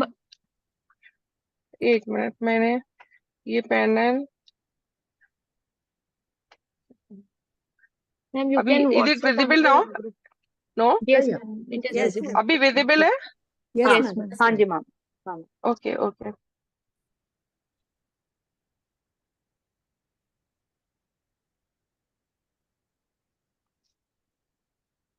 Okay. Now I will try ki disappear now. Okay. So like so how the MTP Act amendment should bring in our practice, the important issue is that we should know that 20 to 24 weeks we have to use the form E, and 20 beyond 24 to 28 we have to use the form D. I will tell you later on. So two opinions after 20 weeks. And contraception failure in women indication. Initially it was only in the married women. Confidentiality, that is very important thing what we have to keep in mind. And this is, you can see that this is the form D. We all should be keep it handy at our hospital and our clinics, and you can see this is useful only when we have to do MTP beyond 24 weeks. And you can see that here it is written the indication, name, age of the patient, as well as the opinion of the medical board for termination of pregnancy, whether it is approved or denied, and who person of the medical board who has done it approved. And then the MTP Act. So it is useful. Why we should know the MTP Act? That selection of case. Only under the limits of MTP Act you can select the case indication as well as gestation limit, providers eligibility, place eligibility, documentation, as well as you have to know that what is the violation of act, and for that you can have the punishment. And then violation of MTP Acts, any panelist, Dr. Purva, what is the violation of MTP Acts we should taken care of? Ma'am, if there is the place is not registered, or the RMP is not registered, then there is 2 years of imprisonment. It can extend up to 7 years of imprisonment.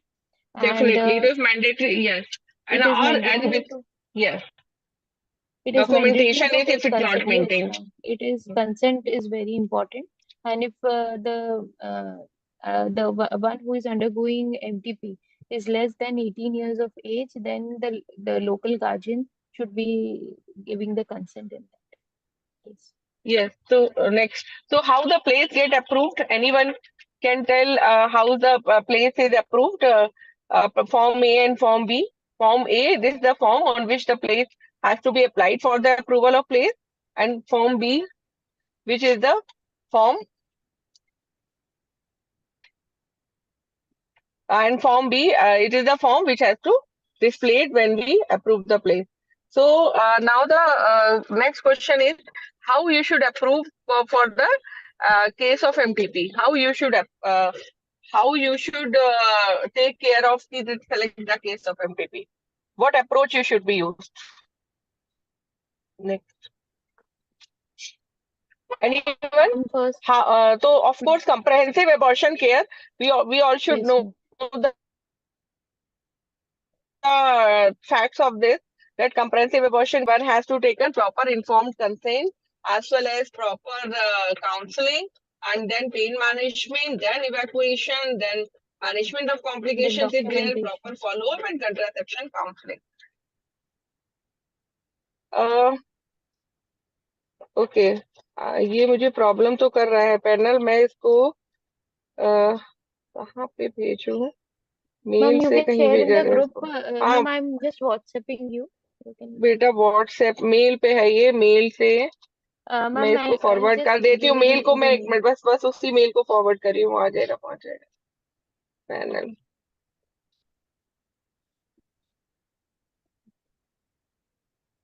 ये है panel, ये मैं forward किया। Forward to mail ID बताए कोई आदमी? कौन mail ID बोलो बेटा? PWORVA.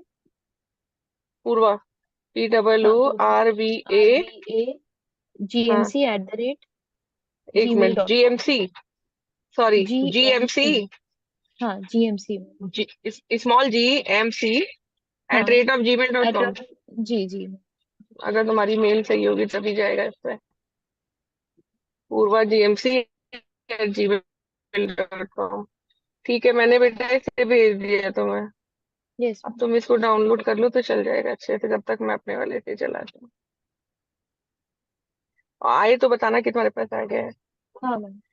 उफ, आया? हाँ आ गया बेटा।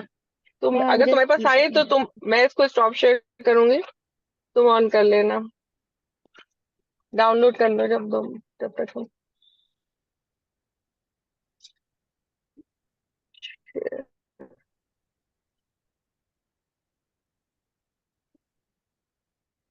यस मैम, आ गया मेरे पास, मैं शेयर कर दूँ। आ गया तो मैं स्टॉप शेयर करूं? स्टॉप तो शेयर ही है मेरा, हाँ है ना? जी। तो तुम शेयर करो।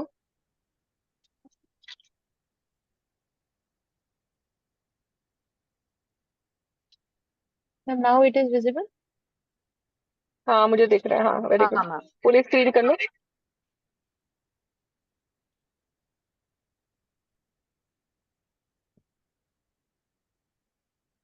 ये भी डाउनलोड नहीं हुआ है मेरे ख्याल से। हाँ मैम, इट इज जस्ट। तब तक हम अगला करते हैं। So like where we the approach of the patient or any patient if come for the MTP, first you have to find out the indication, and that indication which is given in the MTP Act, only those indications are accepted. Then you have to check whether you are eligible for providing MTP to that woman and your place is eligible to not. And you all should know that first trimester eligibility criteria for approval of your place, where you can have a labor ward, you can have a table, you can have all backup facilities for resuscitation. While when you are taking the approval for second trimester abortion, at that time you have to have a OT facilities also. So when you apply for the approval of your center for a gestational age limit, then you have to check your facilities at your center, and then you get the certificate that your center is approved for first trimester termination or your center is approved for second trimester termination. Doctor Apoorva share करो, load download हो गया second ma'am. Trimester abortion. Yes ma'am, my screen is visible.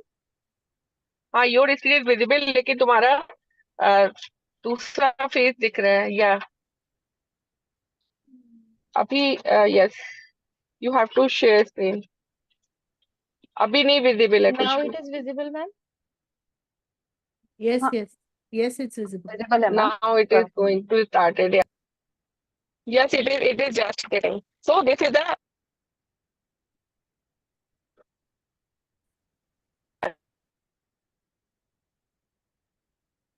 yes. अब इसको full screen करके Yes, ma'am, I have done it. Yes, ma'am, it is full screen, ma'am. yes थोड़ा और आगे आ जाओ बेटा.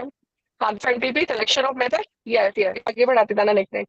And selection of case for MTP, I have already told you. Selection of method, counseling of women, and informed consent. These are the important ingredients of doing MTP. Now, like Dr. Nandini, is abortion is the reproductive right of women? Can every woman go for the abortion if she required or she want, or there are certain indications? Ma'am, there are certain indications.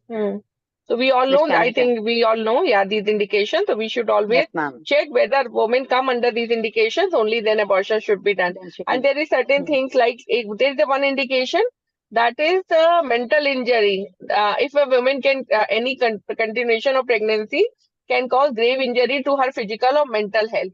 So sometimes in this indication, unmarried girls if come for the abortion, then they come for this indications. Next.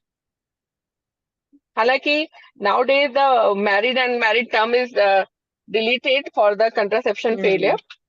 Yes, ma'am. And this is the approach for MTP. Next, please. This whole approach is placed on the UP website by the Government of India. Here you can say that approach for the MTP flowchart, confirmation of pregnancy, confirmation of gestational age, identify indication of MTP, discussion on method of MTP, medical or surgical, provide counseling for contraception, then obtain informed consent of women, complete the form 1 and then provide the MTP service. Then form C and form 1 has to be placed in a sealed envelope, and then secret and serial number has to be written on the envelope. Then complete form and admission, that is complete the form 3, and this has to be kept for the 5 years under the custody, and it has to be shown to only appropriate authorities, and confidentiality of these forms and the data of the patient, the name of the patient, it is very important. And for the medical methods of abortion, also all form have to be filled. Next, please. So, any panelist, Dr. Ishan, what is the counseling important? Why pre-procedure counseling is important, and what thing has to be covered in the counseling? Any panelist? I think Dr. Uma is here. Has she joined? Regarding the No. regarding Yes, the anyone can tell. regarding the counseling part of the MTP for the patient, after all the history and consent, she should be aware about the options available about the MTP techniques based on based on her gestational age. What are the techniques available? What are the options available to undergo the MTP? What are the risks associated with the procedure should be informed properly. The care required after the procedure, and what are the side effects if medical type of MTP has chosen, and what are the rights of the woman, what are the rights of the female. Next, Purva, next. Yes, Dr. Purva, next slide. Those slides और चला दीजिए, that is. These all pre-procedure. Yes,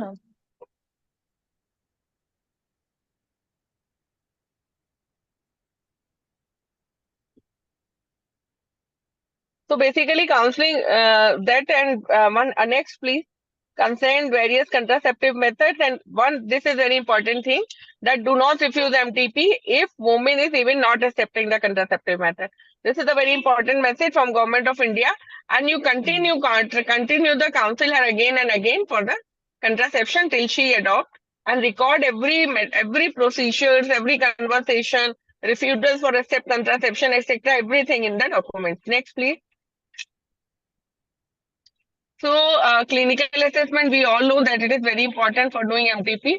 Like I have already told you these things, and every next please, आगे please Purva बढ़ाते जाओ कि everything we have to check like anemia, suspected ectopic, undiagnosed rectal mass, uncontrolled hypertension, heart problem. Next, and proper clinical like severe renal, liver, respiratory disease, anticoagulant therapies, inherited porphyria, seizure disorders, and glaucoma, etc. Next. So these all checklists should be already made and every patient should be thoroughly examined. Clinical assessment should be properly done. Then patient should be counseled and then proper method of MTP should be selected. All documentation has to be done and only then it has to be done. So now comes to the very important thing of the part of this panel and what everyone wants to know, that what are the nowadays important documentation one has to maintain. What is Form B and how it has to be displayed on clinic and how it should it get. Anyone want to tell? Dr. Nandini, Dr. Purva, Dr. Ma'am, Form Ishan, or B anyone? is Yeah. basically for the certificate of approval which we get from the government of Yes, yes. government. Next, And you forward the slide, you will get in the next slide. Yes. All private sites need approval. Public sector, they do not need separate approval and they have already because they have already automatically, yeah. Yes, Hmm, they hmm. are already approved for Next. that. बढ़ाते जाओ बेटा slide हाँ and next ये form है, everyone should see this form. This is a very comprehensive small form and one has to fill this form and where it is written whether you need pregnancy approval center up to 12 weeks or beyond that, and what is the category A means it is for the first trimester termination, category B is the second trimester termination approval, and you can say the requirement is already written in this form. So next please. And once you apply, and then your inspection would be done by the CMO's team, and then you will provide this Form B. And this has to be, you have to display this at your working place. Next, please. Next, please. Yeah, Ishan, you want to say? Sorry to interrupt, ma'am. I have one Yeah. question regarding this approval part. As per MTP Act, even 1971 and 2021, the site has to be approved in the private practice or in a private medical colleges. But the person should not be registered with the MTP Act. As per the OBGY degree or experience of more than 2 years, can any person can perform the MTP. But the, if in a private practice, one obstetrician or two obstetrician practicing and the place is approved, but the, in some cases both the obstetrician is outside the station and can third obstetrician perform the MTP at that registered place? Yes, if sub happens. So third person, if he is eligible provider according to MTP Act, like postgraduate hai or he has a NF training, and no issue, he can do or she can do, because sometimes one has OPDs and they have different hospitals. A hospital should be separately approved and doctor should be separately approved. But if both are approved, then they can. Thank you. And then mandatory documentation under the MTP Act: summary, Form C consent form, Form 1 opinion form, then Form B I have already showed you, Form 2. This is the form which has to be submitted by head of the institute at the end of the every month to the CMO office. And the last is Form 3. This is also called admission form. It has 16 columns and it has to be filled after doing MTP and has to be kept for 5 years in custody. Next, please. Slide next. Yeah. You can see this is a Form A, Form B. I have already shown you. Next, please. Consent for the procedure. If in the case of women more than 18 years, spouse consent is not mandatory. Only woman consent is enough. Next, please. And if she is less than 18 years, then of course, guardian consent, legal, is not necessary. That is her legal guardian, any caretaker, those who are looking after and is adult, they can give the consent. Next, before wala Form C consent form, please show Purva. Iske pehle wala. So everyone should see this Form C in every MTP. This is the most important medical legal document. In every MTP, this Form C consent is important. You have to take consent on this form. Besides that, you can take another consent on iris consent if some other issues. But this form is mandatory to fill, and after doing the procedure, Form 3 and Form 1. Next, please. This is the Form 1 RMP opinion form. This form and that form, they have to be kept in the sealed envelope and give them some serial number. It has to be kept in your record. Next, please. Next, please. So this is the important, this is the Form E. Everyone can see this Form E. And this is, you can see there 6-7 indications are also written on this Form E. And this is 20 to 24 weeks. If you have to do MTP 20 to 24 weeks, then you have to fill this Form E. Next, please. Next slide, please. Yes. And this is Form D. Form D is के आगे वाला था, yeah. This is Form D. This is When you do MTP beyond 24 weeks, then this form is required. So documentation, not too scared about the documentation. This is a Form 3 admission register. It has now 16 columns. So these are, and I have already told admission register is a confidential document. Next, please. So in the only there are consent form. Form B should be displayed at your place, then consent form, and then Form 1. And if 20K beyond, the Form E. And if 24K beyond, then it is Form D. And the rest admission form. So finally, mandatory documentation under the MTP Act, Form C consent form, Form 1 opinion form, Form 2, has to be filled by every institute, Form 3 admission register. So finally, Lexia. So please next slide. So protocol for safe and legal abortion, we have already discussed. Next, please. Yes. Yes, yes, yes. So again, violation, it is already discussed. Yes. Next. This is also already discussed. Next, please. Next, please. I have already told you first semester, second trimester. Now the next question. Yeah.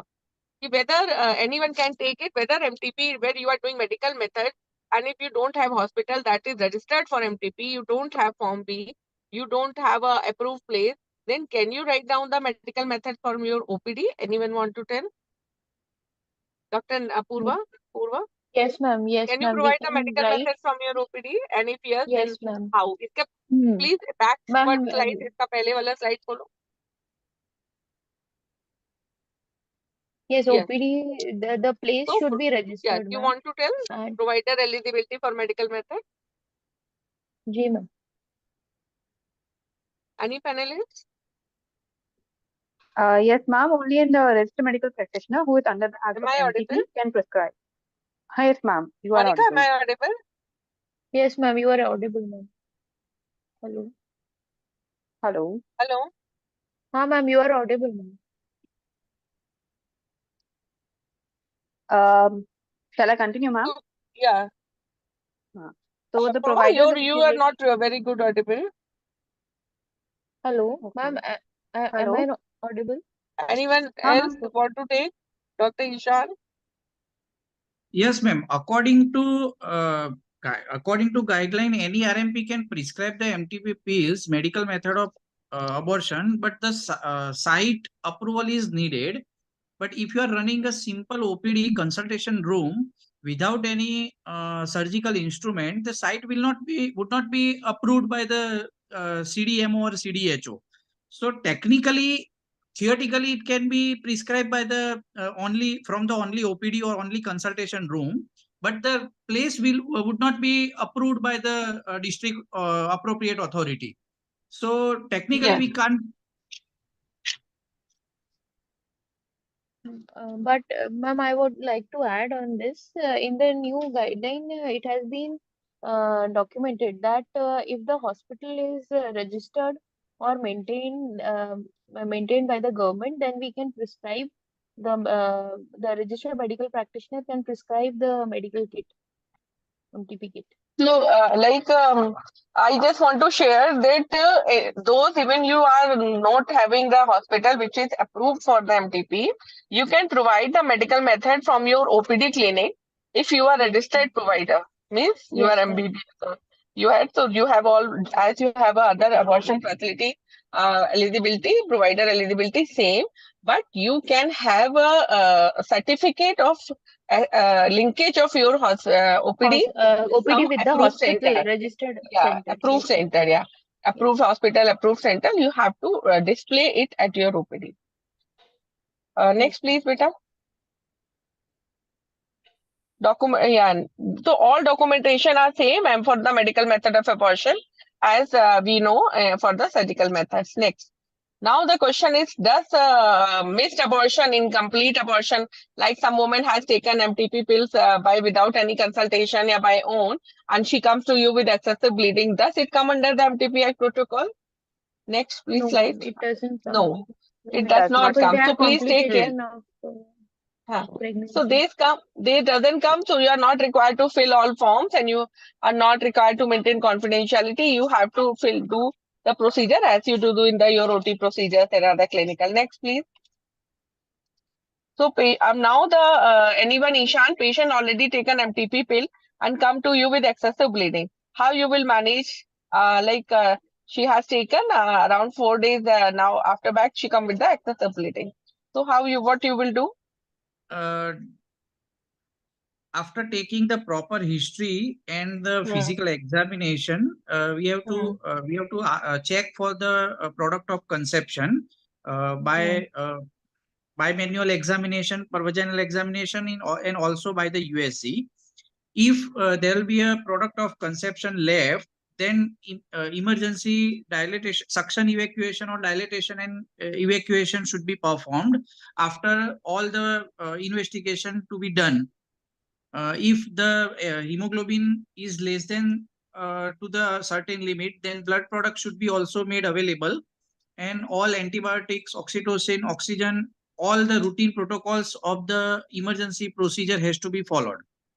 So basically, अगर vital stable है, तो you just clinical examination. If you can feel the products on the os, you can evacuate by manually. If not feel, you can do ultrasound. If ultrasound non-viable gestations like additional dose, 600 micrograms like misoprostol can be given, and you can follow after 7 days. Viable sac, or if it is viable sac, then of course vacuum aspiration should be done. If vital unstable, you have to do resuscitate procedure followed by the vacuum aspiration. Next, please. So these are the NMS, once more click so that your first column will be up. So like this is a very important slide. Here you can see that is the National Medical Health, NMH have the guidelines for the what you have to do on the when you give the mifepristone, that is called the day 1. And it's a very important 2 things are there. First, the contact address should be given to the woman. If you are a woman, you are not accessible for the patient, then you can't give the medical methods. First thing, and then you call the patient on the 3rd day when you give the misoprostol. The important issue is when you are giving misoprostol, you have to observe the woman for 4 to 6 hours for the bleeding. And you have to give the follow-up form that is on the next slide. And the 3rd visit when you are doing on the 15th day, then if you are satisfied clinically that evacuation is done, then like ultrasound is not mandatory. This is the follow-up code. Everyone should use it. Yeah, this is the release by Government of India NHM, and you can say that this is not only keep the patient safe. Every hidden factor is written, all 15 days data is there. When patient has to report, what is that, everything is there. But it keeps safe you also. If some complications occur, then you can say that you have given the patients all information. Next, please, slide. Next, please. Yes. So if one 17-year girl with guardian comes to you with 8 weeks pregnancy, minor, and she come to you, then how you will terminate? What documentation you could require? What is the important issues you have to be taken care of? Dr. Nandini, are you there? Yes, ma'am, I'm there. I am there. हाँ. Next slide, please. Yes, बेटा ma'am. आगे उसको चलाते जाओ. पूर्वा आगे बढ़ा दो. हाँ, Nandini, please. हाँ, इस question को attend to. Since she's less than 18, so she comes under the POXO Act. And you basically in this, her consent is not the matter. We need a consent of the local guardian. And since she will be she's becoming first time pregnant, so her os will not be pliable. So we have to, she will have a pinpoint os. We have to take care of those areas. We have to not injure her. And since she's in a tender age, it is very important for her counseling. And any procedure that will require, she'll undergo, she'll have a lot of pain, so she has to be counseled about the procedure. And so basically, yeah. So every minor girl, they can get treatment termination. The POXO Act says that the police has to be informed. Next slide, please. Police has to be informed, but it's not necessary that you wait or you wait the response of police or you do FIR. That is not. You have to just inform the local police or special juvenile police. Next, please. And you are not supposed to file the FIR. You are just to do your procedures. Next. Medical, that medical prescriptions are not required to do the FIR. They are just has to complete the medical management, and the provider duty is to only inform the authorities when providing services, and the medical services should not be hampered. And nulliparous surgeries all should taken care of, pain management, dilatation, Metoprolol tablets, 3 hours you can give. Additional, you can give 200 microgram dose. If it's still not, then you can use, Serviprime or catheter balloon or prostaglandin F2 alpha. These all things are centrosin infusion, and this sometimes hysterectomy may be required. Yes. Next question. Last question. Any woman 21-week pregnancy congenital anomaly comes to you with previous true cesarean, and she is now willing to abort. If congenital anomaly hai, of course you can abort. So important issues. Yes, what are these are the important issues? Dr. Purva, you can attend this. What you have to, since the pregnancy is 20 weeks beyond, we have to fill Form D. Along with this, we have to see whether the congenital anomaly is incompatible with life or not. If it is not, then we can it should not be it should be incompatible yes. with life. Here this The is very opinions important. of One the has to be highlighted. Yeah. yes. By the fetal medicine person or by some board, you have to Yes, be, ma'am. if you are Pediatric surgeon or the fetal yeah, medicine indication expert has should to be be confirmed. Yeah. confirmed. Yes, ma'am. And then opinion of two registered medical practitioners is needed in this. Along with this, the skill for successful termination, that is, she may land up in hysterectomy. So for that, we should be well prepared with our OT and the fellow being. And scarred uterus hai. Care for scarred uterus documentation. Please show me next few slides. I have given some important information about scarred uterus. It is said that metoprolol is not contraindicated in scarred uterus. Even previously there can be given, but dose has to be tailored. Like normally we give 400 milligram every 3 hours, but here the many trials it is done when it is given 200 milligram vaginally with 6-hour interval on the first day, and double the dose 400 milligram with the same interval on the second day, and women with the 3 or more prior cesarean section. If it is done, then it is seen that 90% successful termination has been done without any complication. So important issue is that you have to tailor the dose. Next. And so metoprolol is equally acceptable for doing in the scarred uterus. And the special precaution in scarred uterus rule out serious scar pregnancy. So ultrasound is mandatory in the scarred uterus. Please do. Though in the it is not mandatory, but clinically it should be done. Effective pain management is very important. Either nulliparous or either scarred uterus. And beside that, dose of metoprolol has to be tailored. Utilization of ultrasound. This is very important for pre-evacuation or under guides and close monitoring and follow-up. Madam, So complication of abortion procedures, you all know once. Pardon? If you allow, can I add something in this? I need to ask something. Maybe start with Mifigest first. We can maybe start with Mifigest first, Mifepristone, and after 24 hours, if we give metoprolol, the success rate will be more. Is it so? Yes. Of course, with MEFI, it is said that it is good. But if MEFI, nowadays it is not happened that MEFI is not available. It is available everywhere. Yes, ma'am. But initial days when it was not, then metoprolol bhi only diya jata tha. Possible complications after abortion procedure, we should keep in mind all these. Shock, hemorrhage, infection, continuation of pregnancy, or sequelae, infertility, Asherman, etc. So we should know and we should try to prevent it. And if it is done, then proper management. Next slide, please. Next. And next. So ये last slides have 2-3. So ये just before वाला slide, please. Basically, a question, if any woman come to you and which she wants a 10-12 weeks MTP and she says she has a 2-girl child. So what you will do? Will you think that she comes for after sex selection? Will you do or will you not do? So what national government of India guidelines say that national policy is to make abortion safe and widely available. As per the law, abortion is legal for a number of reasons, but not for the sex selection. Even today, 8% of maternal mortality is due to unsafe abortion. Safe abortion should be jeopardized, should not be jeopardized in preventing sex selection. This is very important line. Estimate indicate that about 9% of abortions are sex selective and 90% not. Next, please. So this is said for the administrative authorities that do not discourage service provider providing safe and legal abortion. don't raise them, and quite obviously, half of legal abortion will involve female fetuses, and this will be true regardless of sex ratio of that area of level of compliance with the law. Next.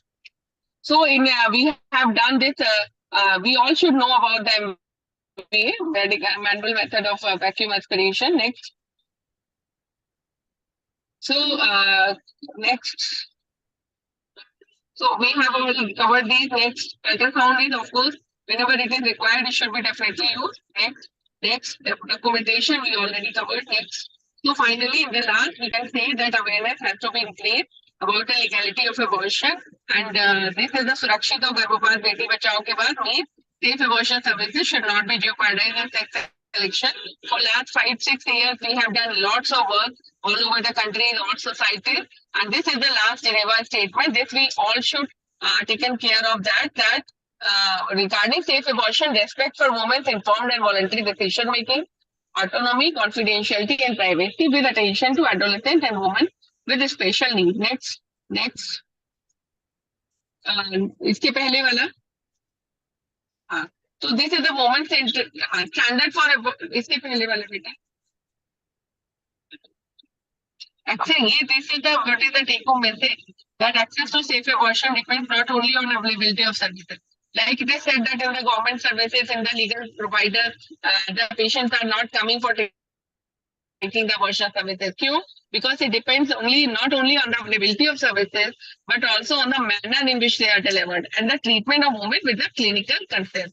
So again, respect a woman's dignity, guarantee her right to privacy, and is sensitive to her need and perspective. That is very important. And when we are providing the service. Next, beta. Next.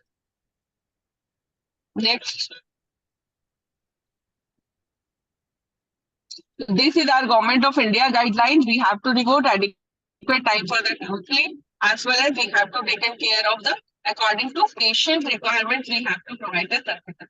Again, this is MTP 40 focus. I will put this literature version in group of madams, this is Symbiosis group, so that they can be circulated if someone is required. Next, please. And this is again lots of publications, lots of things are available on the Foxy websites. And again, litigation we have to avoid if we are using, then we have to do proper counseling. इसके पहले वाला slide है.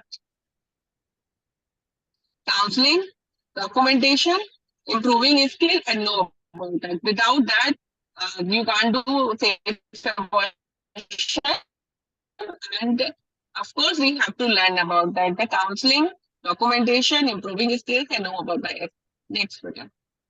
So with this, thank you very much for the panel. And I was traveling, so there's some difficulty in running the slides. But thank you that all of you has reorganized the timing for me, as well as giving me opportunity. And again, congratulations to Dr. Monica and whole team for for organizing this wonderful webinar on this important topic, as well as invitation for all of you to all of you for the 10th midterm UP chapter conference on 9th and 10th November at Muzaffarnagar Medical College, UP.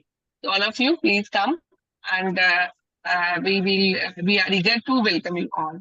Thank you very much, and thank you, my esteemed panelists, that you have done a good discussion, and thank you, Dr. Purva, for making the slides and doing this. Thank you very much. Thank you. Thank you. Thank you, ma'am. Thank you, ma'am. Thank you, Bharti ma'am. Thank you. Thank you so much for a wonderful panel. Thank you so much, ma'am. Yeah. Wish you a safe flight. Thank you. I am on the way. अभी बस जा ही रही हूँ. Okay. Now we can start the Dr. Kiran ma'am's talk. Dr. Neetu, who is doing it? Dr. Purva, Dr. Neetu, Yes, start the talk too.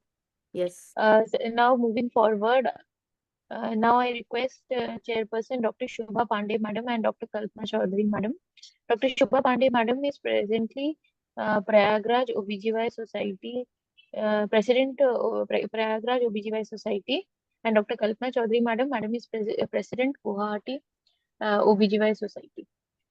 Dr. Shubha Pandey Madam, she is head of the Kamala Nehru Memorial Hospital, Prayagraj.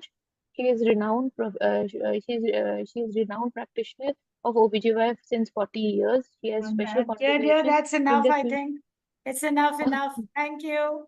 Thank you, ma'am. Dr. Kalpana Chaudhary, ma'am. Ma'am, she due to some prior commitment, she is not able to join us. Now I hand over session to Dr. Shubha, ma'am, to introduce Dr. Kiran Chanda, ma'am. Chandana. Hello. No Ma'am, am I problem. audible? No problem. It is all right. We leave it. Just vote for me. That is the fine. Rest. Before leaving, I am just want to hi Dr. Kiran. Yes, Just ma'am. 1 minute. Before leaving, just want to give best wishes to dear Thank you, Dr. ma'am. Kiran and Dr. Monica. He continue to do good work, continue to be a dedicated Foxian, and best wishes to both of you. Very good. Thank you. Thank you, Thank you, ma'am. madam. Thank you. Thank you very much, ma'am. So I share my screen with your permission.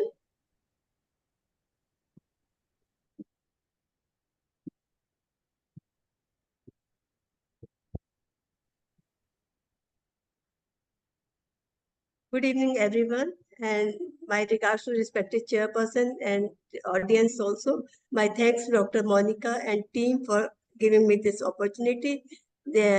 The topic assigned is medical termination of pregnancy. Are you able to see my? Yes, ma'am. Yes. Your screen is visible. So this is the topic that is given to me. All these things, they have been covered. Who, when, where, and what is the documentation for MTP. We all should know about it because MTP Act is very stringent act and we should play very safely. These are the certain amendments that Dr. Bharti, she has already covered. It is the gestation limit has been increased, contraception failure for unmarried patient and also for the her partner is there, and the RMP opinion only one RMP is required for opinion up to 20 weeks and 2 RMPs up to 24 weeks, medical code up to 24 weeks. And if there is very important thing that is a breach of confidentiality, previously it was only fine, now it is imprisonment also. These 4 things are very important in this amendment. And although the MTP is legal in our country, but without indication, we cannot do the MTP. It is risky for the patient also and for the doctor also, because if without indication we do the MTP, both the patient and the doctor, they get punishment. So there are 5 indications for the MTP up to 20 weeks and 7 indication up to 20 to 24 weeks, and beyond 24 weeks, these are the fetal malformations only. If the patient wants MTP beyond 24 weeks and there's no fetal malformation and patient wants it because of the rape or assault, the patient has to go to the court for this. And for 20 to 24 weeks, it is the for the survivor of sexual assault, minors, or change of marital status. This is very important. If there's divorce or widowhood during this period, ongoing pregnancy, and also with the physical disability, mentally ill patient, or substantial fetal malformation, or if there's some disaster or emergency situation as declared by the government. These are the new things that were there, and the 5 other indication they were all as such, except it is added unmarried woman is also added. Where MTP can be done, it can be done at PSC up to 8 weeks, CSC 12 weeks, district hospital up to 20 weeks, medical college up to 24 weeks.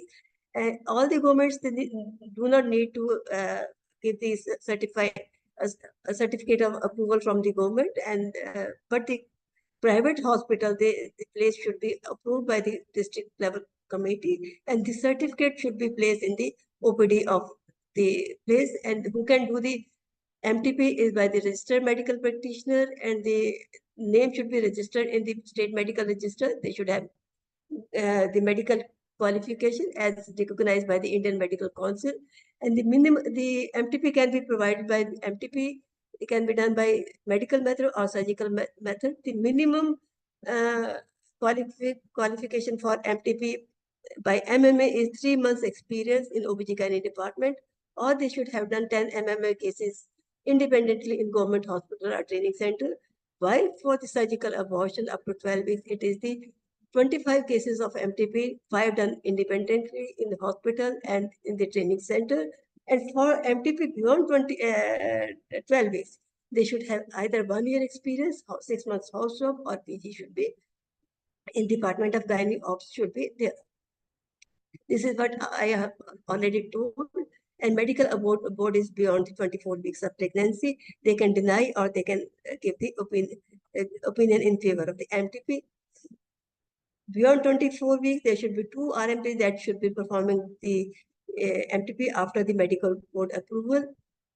Medical methods of abortion, they are US FDA approved by Drug Controller of India, to be given by the only registered medical practitioner at accepted age, authorized place, or it can be prescribed in a clinic. But the clinic has to be affiliated to the approved center so that the patient can be referred in case of emergency, and certificate of affiliation from that approved center should be displayed in the clinic. This is very, very important. MMA is non-surgical, non-invasive. It has got increased accessibility. No minimum infrastructure is required. No need of anesthesia. Minimum risk of complication is there, and there is more privacy to the patient. And success rate is 95 to 99%. So the drugs used are mifepristone and misoprostol. They are used in combination as kit form. This is the category S drugs, to be kept away from the children and to be sold on the prescription of registered medical practitioner only. Mifepristone is available as 200 milligram tablet. It is given as oral route, and it is antiprogestin. It causes necrosis of the uterine lining. Implanted embryo is detached. There is cervical softening and increased production of prostaglandin. Hence, the uterine contraction is there. Misoprostol can be given sublingual, buccal, vaginal, or oral route. Sublingual is the preferred method. It is a synthetic prostaglandin E1 analog. It binds with the biometal cells, causes strong uterine contraction, cervical softening, and cervical dilatation. Hence, the expulsion of products of conception. Sublingual use is the most recommended, as already told. So this has also been covered. So the protocol for MMA is 3 visits are required. It can be done only up to 9 weeks. And day 1, we give mifepristone. Day 3, we give misoprostol, 400 to 800 microgram. And day 15, we ask the patient to come for the follow-up. Contraception can be given on the day 3 or 15. Routine antibiotics, they are not recommended unless there is some infection. Anti-D, if the patient is negative, given on day 1. We should inform the patient about the warning signs. And drugs for pain relief, antiemetic, antidiarrheal drugs should be given. And it is better if you keep the patient in the facility for 4 to 6 hours. The general physical examination, pelvic examination, followed by investigation, clinical assessment, history taking is very, very important. Whether it is a medical abortion or a surgical abortion, we should confirm the pregnancy. We should calculate the exact duration of pregnancy. General condition of patient is to be seen. And if there is any medical problem or any gynecological problem, we should be aware of this. And the pre-procedure counseling is very important regarding the method available and the complications. Counseling about the contraception, counseling about the follow-up also.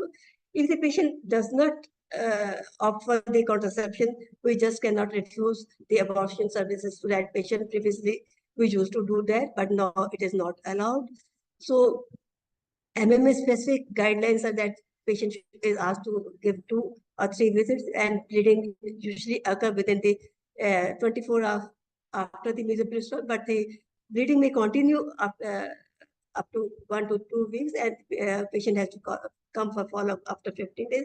There can be method failure also. Patient may have to go for MBA also. If the patient vomits within 30 minutes of misoprostol, the dose may have to be repeated. Intercourse is to be avoided, and contraception counseling is very important.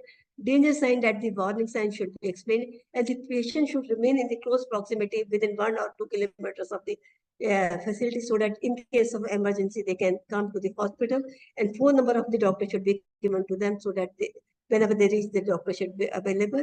And teratogenesis of the drug should be explained to the patient. Iron, folic acid, calcium should be provided to the patient. So warning sign is heavy bleeding, fever more than 100.4 degree higher or more than 4 hours. And if the patient has got pain, nausea, vomiting, diarrhea, fever for more than 24 hours after the taking mifepristone, if the patient smokes 2 pads in 1 hour for continuous 2 hours, then it is a dangerous sign. Drug history is to be taken because there are certain drugs, ketoconazole, itraconazole, erythromycin. These inhibit the metabolism of mifepristone, while the rifampicin, dexamethasone, anticonvulsant drugs, they induce the mifepristone metabolism. And if the patient is breastfeeding, we should ask the patient to feed before taking the dose of misoprostol and avoid breastfeeding for next 4 hours, because misoprostol is converted into misoprostolic acid. It is secreted in the breast milk also. So contraindication is if the patient is anemic, hemoglobin less than 8 gram/, if there is ectopic pregnancy, uncontrolled hypertension, severe heart disease, renal disease, liver disease, or there's respiratory disease is there. If there's long current systemic corticosteroid therapy or uncontrolled seizures or chronic adrenal failure is there, or inherited porphyria if the patient is hypersensitive to mifepristone or misoprostol. Special precaution to be taken if the patient is breastfeeding or the pregnancy with IUCD. We should remove the IUCD first, then we should do the MMA. And pregnancy with uterine scar, LSCH, myomectomy, or hysterectomy, they should be, there is a special case. Dose of misoprostol is to be decreased, and interval should be between the 2 doses of misoprostol should be increased. And pregnancy with fibroid, there's more chances of heavy bleeding patient on ATT. We may have to increase the dose of mifepristone. This role of ultrasound is very, very much, although it is not mandatory to do the pre-abortion ultrasound, but it is a useful tool, pre and post-abortion tool to document the pregnancy, to date the pregnancy, to see if there is multifetal pregnancy, to see if there is any coexisting IUCD, location of IUCD, or if there is any ectopic pregnancy, or if there is any congenital uterine anomaly is there. So the checklist prior to the medical abortion is proper history, physical examination, and pelvic examination, rule of the contraindication, counseling of method, and probable complication also there, and the contraception counseling also. The investigation usually order are hemoglobin, blood group, UPT, ultrasound, and TPS, and all these Form C, Form 1, 3, and Form 2 monthly report, and the should be filled, and the emergency contact numbers should be provided, and address for the emergency where patient should contact should be provided to that patient. So Government of India protocol is 7 weeks. We give mifepristone. We give, in any case, we give 200 milligram in every case, even up to 24 weeks. But the dose of mifepristone is up to 7 weeks, 400 to 600 milligram. 9 weeks, it is 800 milligram. 12 weeks or beyond, it is 400 milligram. Every 3 hours. Previously, it was only 5 doses. Now they have started the unlimited dose. For 9 to 12 weeks, it is only surgical method. We don't try for the medical method. So if after giving the MMA, there can be incomplete abortion. If we see on ultrasound non-viable gestation sac, we can give the dose of misoprostol. If no sac is seen, only decidual bit is seen, then we can give the conservative treatment, follow up after 7 days. And the dose of misoprostol, it is depend on the size of the uterus rather than the gestation age. If we see the viable gestation sac, then we do not repeat the dose. We have to do the vacuum aspiration in such cases. So if the patient has already taken the mifepristone, if the patient wants to continue pregnancy, patient can be given chance. But if the patient has taken misoprostol, there is risk of teratogenicity. There can be limb defect with or without Mobius syndrome. So the proper counseling and level 2 ultrasound is to be done if patient still wants to continue pregnancy with all the risks explained. These are the pictures of Mobius syndrome. There is incomplete closed eyelids, inability to move eyes. Crossed eyes can be there. There can be small chin, cleft palate, and webbing of the hand and foot can be there. MMA follow-up card is like this. Patient is asked to fill this, and warning signs is there, so that if there's any warning sign, patient has to report this. And in this, the mobile number and of and name of doctor is also given. All the instructions are given in this, and post-abortion contraception. We can start on day 3 and 15. IUCD can be given after 15 days, barrier method as and when she starts the sexual activity, tubal ligation on day 1st of the menstrual cycle, vasectomy independent of this procedure. So it is quite effective. 99% effectiveness of MMM is there. Incomplete abortion and heavy bleeding in 1 to 2% of the cases, and heavy bleeding requiring blood transfusion can be 0.1 to 0.2%. Complication, if there's heavy bleeding or incomplete abortion, continuation of pregnancy, we have to do MVA, and if there's heavy bleeding, we may need to give the blood transfusion, and we have to stabilize the patient, antibiotics to be given. If the patient wants to continue pregnancy, teratogenic effects to be explained. So in second trimester of pregnancy, dose of mifepristone remains the same. The misoprostol dose in 12 to 24 weeks, it is 400 microgram buccal per vaginum or sublingual. It is to be repeated every 3 hourly. Or if the pregnancy is 25 to 28 weeks, the dose of misoprostol is 200 microgram buccal per vaginal sublingual, and dose is repeated 3 hourly. Beyond 28 weeks, it is the dose of misoprostol is 100 microgram and repeated every 3 hourly. Minimum dose interval between the mifepristone and miso is 24 hours. Maximum doses are not limited.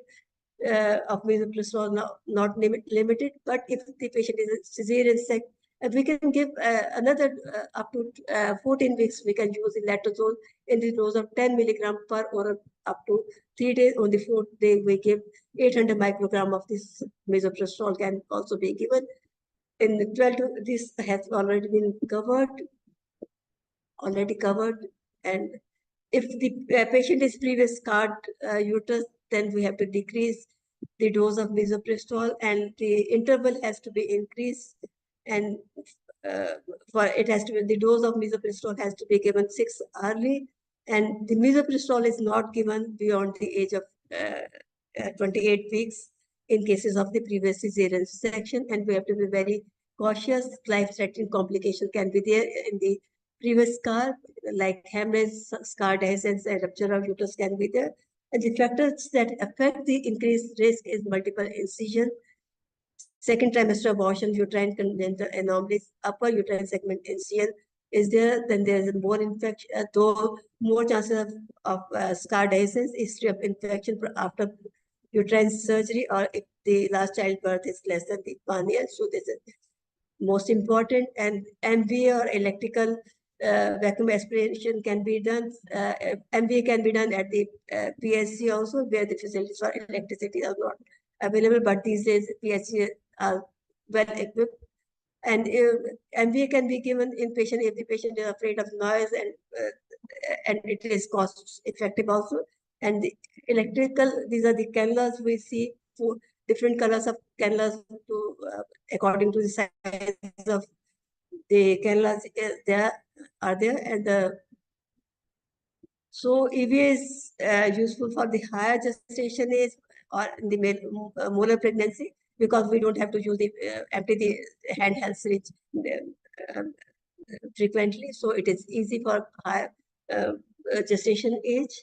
Vacuum aspiration can be done in induced abortion, missed abortion, incomplete abortion, and molar pregnancy. Contraindication is only infection.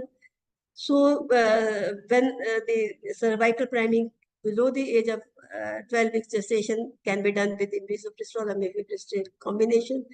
Mifepristone can be given 24 to 48 hours before the procedure. Misoprostol sublingually can be given 1 to 2 hours before the procedure. And if it is given buccal or per vaginal, it is given 2 to 3 hours before the procedure. And the osmotic dilators can be used along with the mifepristone and misoprostol combination, can be used in 12 to 19 weeks. More than 19 weeks, again, the osmotic dilators and medication misoprostol and or the combination can be used, and the we have to use the clinical judgment to decide which is the most convenient method. And Foley's catheter also can be used for the ripening of this cervical priming and ripening of the cervix, or it can be very useful also. And how to do the disposal of products of conception. If the dead fetus is below the weight of 500 gram, it can be considered as human waste. Such waste should be handed over to the operator of common biomedical waste treatment and disposal facility in a yellow bag with 2 copies of certificate, 1 copy to be handed to the biomedical waste, other copy to the hospital record. But in case of late termination, the fetus must be handed to the patient or relative for cremation or deep burial. And the receipt should also be taken, and the footprint of that baby should also be taken. Pre-procedure feticide it is very important because sometimes the fetus is beyond the period of viability. If the fetus cries just after the birth, then whose responsibility? Who will take the nursery care expenses? Who will give the consent for don't resuscitate? So the proper counseling, proper consent is very, very important. KCL, digoxin, lidocaine, these are drugs which can be used intraamniotic, intravenic, or intracardiac under the guidance of fetal medicine expert or expert guidance. Of course, the protocols of PCP and Act to be formed, proper forms should be filled, and this can be done with proper counseling. So the complication although MTP these days very simple, but it is not without complication. Previously, we used to see a lot of complication, although these complications are there, but they are less than before when we were postgraduate students. The complication can be immediate, remote, or the cause-related complication. The immediate complication can be cervical laceration or tear, vasovagal shock, hemorrhagic shock, or there can be incomplete abortion or infection, perforation can be there. There can be injury to bowel, bladder, or blood vessel injury can be there. There can be post-abortal triad in the form of fever, pain, and bleeding can be there. Or there can be thrombosis or embolism, hematometra can be there. Remote gynec problem can be there in the form of menstrual disturbance, PID, infertility, secondary amenorrhea, uterine synecdoche, or psychological trauma can be there. And the remote obstetrical complication can be cervical incompetence, recurrent pregnancy loss, ectopic pregnancy, preterm labor, and the rupture uterus at placenta accreta can be there. Etiology complication can be because of the etiology. There can be infection because of septic abortion. Injury caused by the instrument can be there. There can be incomplete evacuation, atony of the hemorrhage can be there. And there can be anesthesia-related complication that we can encounter during the MTP. So the complication rate is according to the gestation age and according to the method of abortion, the gestation, and also it depends upon the gestation at which the MPP is done or the method. Medical abortion, it is only up to 2% the complication, and at 8 weeks it is less than 1%. 8 to 12 weeks the complication rate is 1.5 to 2%. 12 to 13 weeks the complication rate is 3 to 6%, and second trimester abortion it is even up to 50%. So post-abortion abortion complication, hemorrhage is one of the most important complications. Where there's excessive blood loss, the patient may require the blood transfusion also, and the bleeding PV is more than 500 ml. And the patient who are in medical abortion, they have got more bleeding as compared to the surgical abortion. The causes of post-abortion hemorrhage can be atony, cervical laceration, perforation, abnormal placentation, coagulopathy, and the retained tissue can be there. And we should assess such patient. We should see whether there is cervical laceration. We should see for atony of the uterus, and cannula test is to be done. If there's a hematometra ultrasound can be also be done. We can repeat this. DNC also. Primary treatment is the repair of cervical laceration, uterine massage to be done, uterotonics to be given. If the patient does not get the relief, resuscitative measures to be taken, lab investigation to be done, DNC to be done, and balloon tamponade is to be used. And the tertiary treatment is in the form of uterine artery embolization, laparoscopy, laparotomy, and the cystectomy may be needed. If because in spite of all the methods, we are not able to resolve the bleeding, we may have to go for interventional radiology also. If the cause is coagulopathy or DIC, we should transfuse blood products and contact the critical care team for the massive blood transfusion protocols and ICU admission is required. So if the bleeding continues even after the assurance of complete evacuation, we should think of perforation, coagulopathy, and placenta accreta. And the surgical methods are balloon tamponade, laparoscopy, compression suture, and the uterine artery dilation and hysterectomy. And this is the balloon tamponade as shown in the picture. So another complication can be uterine perforation. Incidence is 0.1 to 0.3%. And incidence is increased with the increased gestation age, size of uterus, and also according to inexperienced hand. The perforation is usually caused by dilator during the cervical dilatation or suction evacuation, and perforation by suction cannula and curate is more dangerous. Higher chances of gut injury is there. We should suspect the perforation whenever we feel the loss of resistance at the fundus. Every case is a new case. We should be careful and we should not be overconfident. We should assess the gestation age, size, and position of uterus, whether anteverted or postverted. We should see cervix is closed, is pinhole or fibrous. We should soften the cervix by vaginal or suckling by misoprostol. Anesthesia, paracervical block should be given if the patient is anxious, and we should be gentle in dilating the cervix in the direction of uterine cavity only. And the suction machine pressure should not be more than 600 mm of Hg. Dilatation should be with Hager should be gradual, and tip of Hager should not go just beyond the internal os, and sharp period should be avoided, especially in the soft and lactational uterus.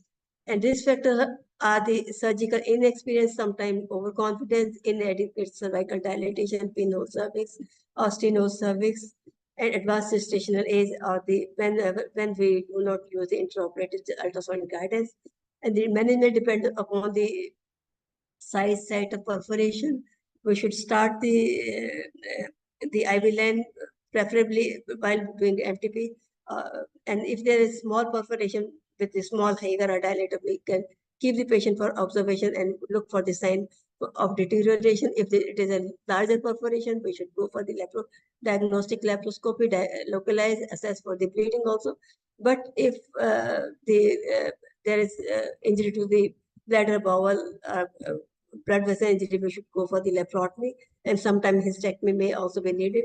If the incomplete abortion is there along with the perforation, we should evacuate the uterus under the laparoscopic guidance or under the laparotomy guidance also. And record keeping is very, very important, as already record keeping is up to 5 years. With surgical abortion, monthly report has to be sent to CMO hospital, consent form, Form C, Form 1, Form 2. Admission register is to be maintained, record is to be kept in secrecy, and privacy of patient is to be maintained. And punishment, there is punishment for violation of law.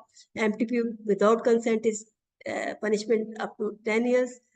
MTP by unapproved person, it is 2 to 7 years imprisonment is there. MTP at unregistered place, it is 2 to 7 years imprisonment.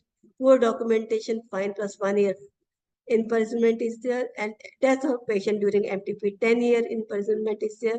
If the confidentiality of patient is not maintained, it is fine plus 6 months or 1 year imprisonment is there. And so we should be very careful, and thank you so much for giving me the opportunity. Hope I have finished well in time.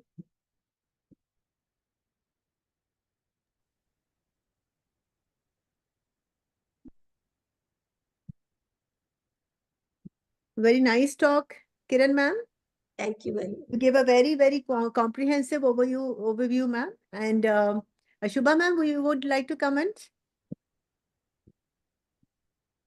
Ma'am, you're muted. Shubha ma'am, you're muted.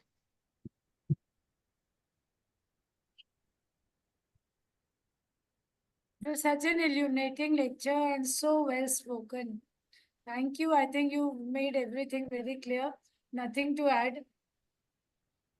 Yeah, this was a very good, madam. You clarified about incomplete abortion and missed abortion and all these things, because sometimes when we are working in fertility centers, we sometimes have got biochemical pregnancies or, early missed abortions. That time, some IVF centers do not apply for MTP registration. But if you have a missed abortion and you're using medical methods for, clearing out the product, so I think that is that can be allowed before any without any MTP registration, ma'am. Yes, that can be allowed, but we have to document that properly, that this is a missed abortion. We should keep the ultrasound of that patient in record. Otherwise, they will say that it was not missed abortion. We should in such cases we should have the ultrasound report from some other centers, so that otherwise they will say that you have forged the records. So it is better if we take the ultrasound report from other centers. Thank you for giving me opportunity. Thank you very much. Now I hand over session to Dr. Nandini. Moving to our third session. Our third session is by our own convener, Dr. Monica Singh ma'am. I'm going to deliver a lecture on mental health during midlife. To chair this session, I would like to invite our honorable chairperson for today, that is Dr. Padma Harshe madam, and Dr. Ishan Shah sir. For Dr. Padma Harshe madam, it's next thing please. Dr. Padma Harshe madam is the president of Jabalpur Obstetric Society. She is also an executive member of Jabalpur Menopausal Society.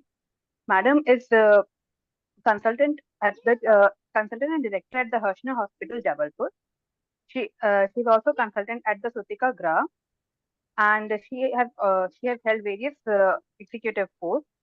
Madam, you are welcome to chair the session, ma'am. Thank you. Thank you so much, ma'am. Our next chairperson is Dr. Ishan Shah sir. Sir is Joint Secretary of Mehsana Obstetric Society. He is a consultant obstetrician at Ma Uma Multi Specialty Hospital and head clinician at the Nutan Medical College, Visnagar. Sir has been awarded with various prestigious awards such as C.S. Dawn Award for Best Paper and the Best Young Researchers Award. And he has published various research articles. He is also faculty in national and international conferences. We welcome you, sir. Now I hand over the session to our chairpersons to kindly introduce our convener, madam, and Dr. Monica Singh. Thank you so much. Good evening, everybody, and thank you, Monica ma'am, for giving us this opportunity. Dr. Monica Singh madam doesn't need actually an introduction, but I would still like to read her CV. It's okay, Dr. Pradnya. There is no formality. We are almost like know each other so well. So whatever you want, you can read 2 lines. Ma'am is MD, DNB. Just a minute. FMAS, FICOG, CLMP. She's consultant reproductive medicine, Bhopal, fertility and endoscopic center. She's professor, Ellen Medical College, Bhopal. She's the managing committee member, ISAR. She's vice president, Bhopal Obstetric Society. She's vice president, Bhopal Menopause Society. She's honorary secretary, MP chapter of ISAR. She's West Zone coordinator, medical disorders. Thank you, madam. Thank you. Ma'am अभी बहुत सारा बच्चा है नहीं कोई बात नहीं. It's okay. घर की बात है मैडम, कोई दिक्कत नहीं. कोई दिक्कत नहीं. कितना सारा तो बाप रे. Awards and achievements. ISAR Dronacharya Award at ISAR Bhopal 2020. Star of Delhi ISAR Award December 23. More than 20 international presentation. ISHRE ASRM Aspire. She has contributed to chapters in 5 textbooks of gynecology and ART, and she has more than 200 talks and presentations. She's convener ISAR Perfection Series, and she's convener Foxy Symbiosis Series. Ma'am, it's a pleasure and privilege to know you, to introduce you. And I'm so happy that I could get hold of you, Dr. Pradnya, after so many months. I've been tracking you like a stalker, Where is Dr. Pradnya? Where is Dr. Pradnya? And then finally, sometimes you were in US, sometimes you are in UK, sometimes you are outside. So finally, I got hold of you. Thank you so much. So thank you so much. chairpersons, Dr. Ishan and Dr. Pradnya. It's a pleasure to be the last and the final batsman of this innings. And this is going to be a very light, and I'll try to make it a very interesting talk because I have got inspired by our president, Dr. Jaideep Tank. Dr. Yes. Jaideep Tank, when he speaks, he's a very good speaker. We all of us know. Very And when nice. he speaks like a narrative. He is always fond of narratives. He feels that whenever we speak about something and it is given in the form of a narrative or story, the impact is much more as compared to a chapter or a talk or a lecture. So this talk was made for a menopausal conference, and it was mental health in menopause. Because mental health in menopause, when we talk, menopause, I realized, is a part of midlife. You know, midlife stretches from 40 years to sometimes 60 to 64 years. So it can be 15 years to 25 years long, this midlife. And menopause occupies a middle 5 to 10 years of that midlife. So as you can see, this is a cumulative lifelong process, and we know very little about development of midlife. I'm very thankful whenever I get such topics, I get to read so much. And misconceptions exist about the nature of midlife and what are the challenges faced by middle-aged men and women. Here we will be concentrating on women because we are always partial to women as gynecologists. And this is actually a collection of roles that the woman plays and the life transitions which occur from early adulthood to midlife adulthood and late adulthood in the life of a woman. And here there are changes not only in her mental health, but also physical health and family composition. The family changes into a totally different structure. Her mental status might become stronger or weaker depending upon her educational level and her stress bearing capacity. And physical health, even if it is the most gym going person, most fit person in the world, still they will have some decline in physical health after middle life. So there are intergenerational dynamics. What are intergenerational dynamics? This is the dynamics of a middle-aged adult with other members of the family. Now, this family, when we reach, we will talk as we, because all of us are middle-aged. I think probably Purva and all might be the younger ones, but middle-aged adults are like the late 40s, early 50s, late 50s also.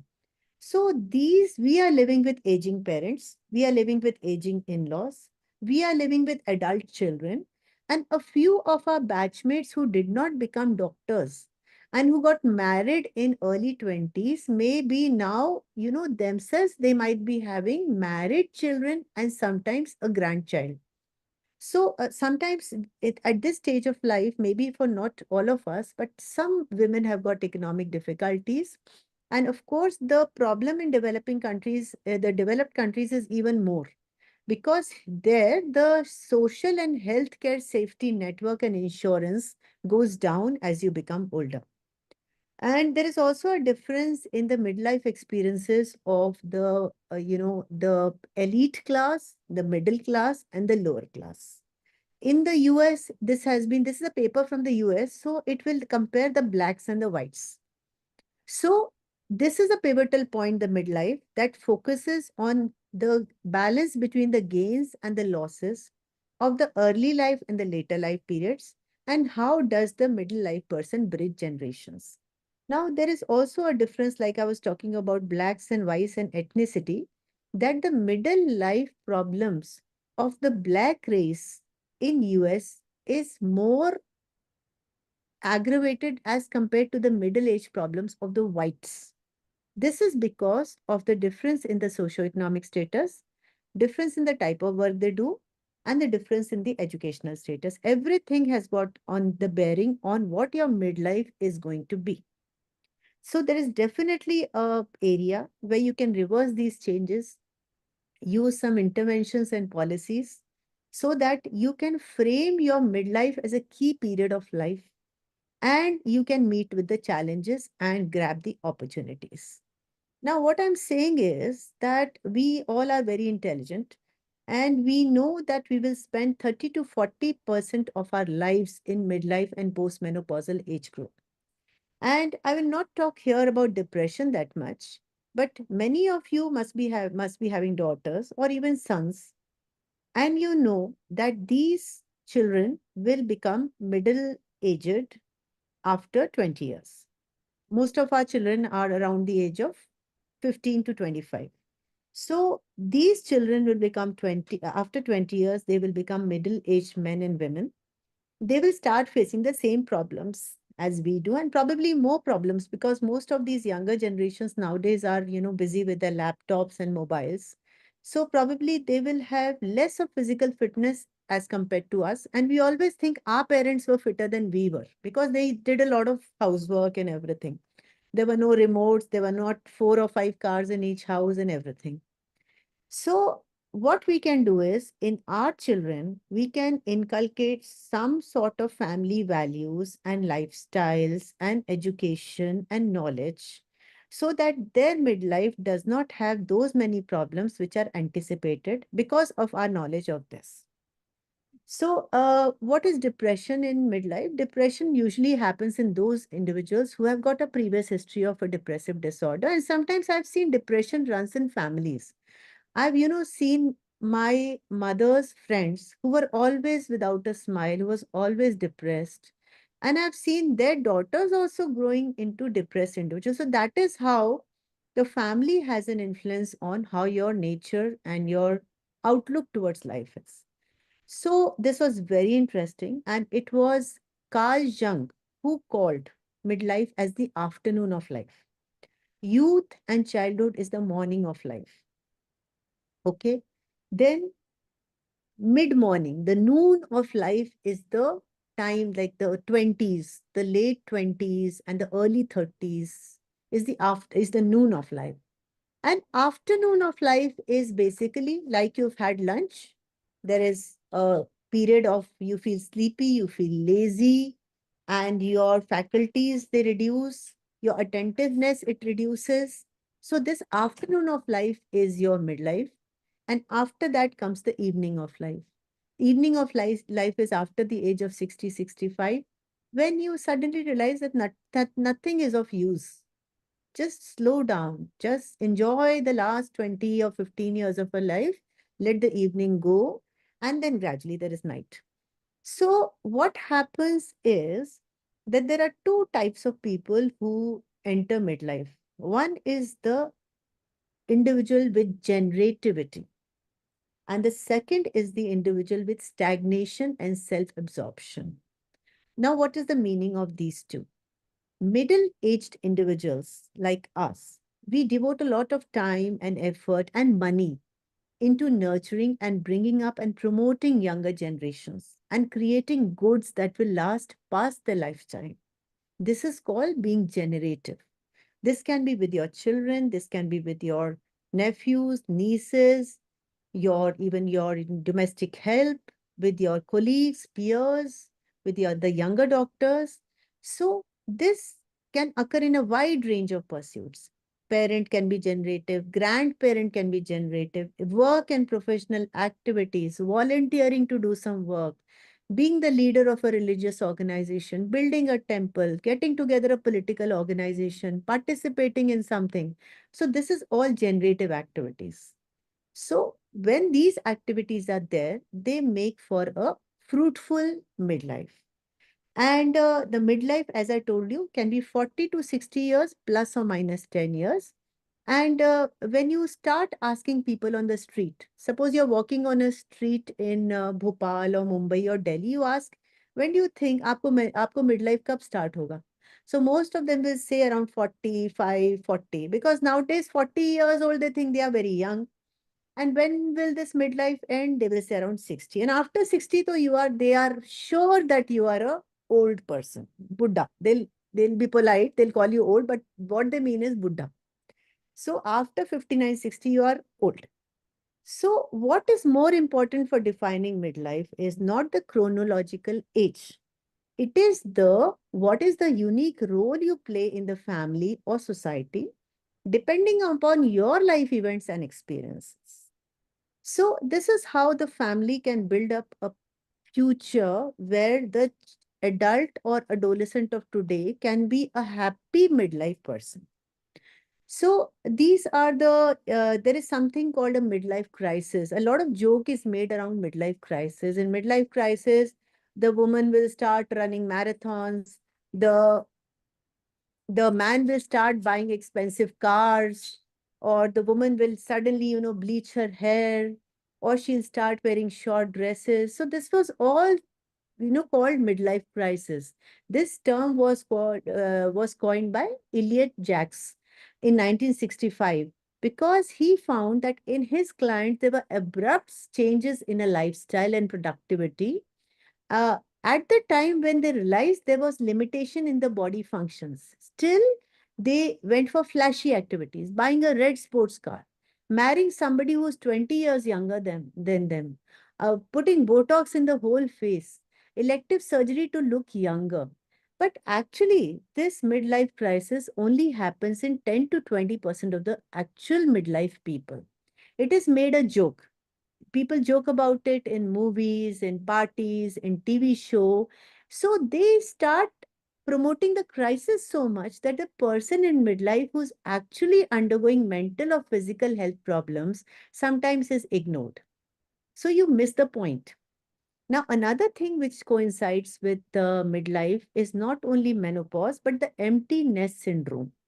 So empty nest syndrome was supposed to be very depressing for the woman because after decades of caring for the children will leave home, the woman is depressed. But now there are two types of women. The women have found new roles. So there are two types of women. One of them will get engaged with their work, with their activity, profession, or whatever. Some will have marital conflicts, and some will have better relations with the spouse. This also happens, and this was further brought out by COVID. I'll come to the next slide. So, and there is another problem which happens when your children grow from childhood to adulthood. So, I have seen this change, like my daughter is 25 and my son is 20. So, there is a difference in the way I can deal with them or talk to them, and they will not take anything which I say just matter of fact to them very lightly. So when the cultural, social, and personal norms about what I think they should do and what they think they should do, they do not coincide with each other, that can create a disturbance in the family. So what is a midlife crisis actually is, because it happens because the intensity, magnitude, and the sheer load of responsibilities are increasing on the midlife adults, and they happen concurrently at the same time because they are the people who are typically holding hand of the younger lot in the family as well as the older lot in the family. The children are not too old to become adults. They act like adults, but they still ask money from you. And the older in the family still want to, be the boss in the family, but they need your help. So this is the time when vulnerabilities begin to emerge. You yourself start having chronic diseases.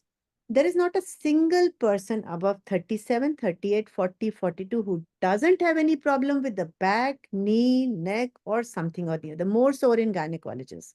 Your cognition declines. You just walk into the room, you're looking for something and you forget what you were looking for. Sometimes in your mobile, you dial a number and then you have to see who I have dialed. So these middle-aged adults are confused because they are simultaneously balancing the caregiving related duties for their aging parents. They are trying to launch their adult children.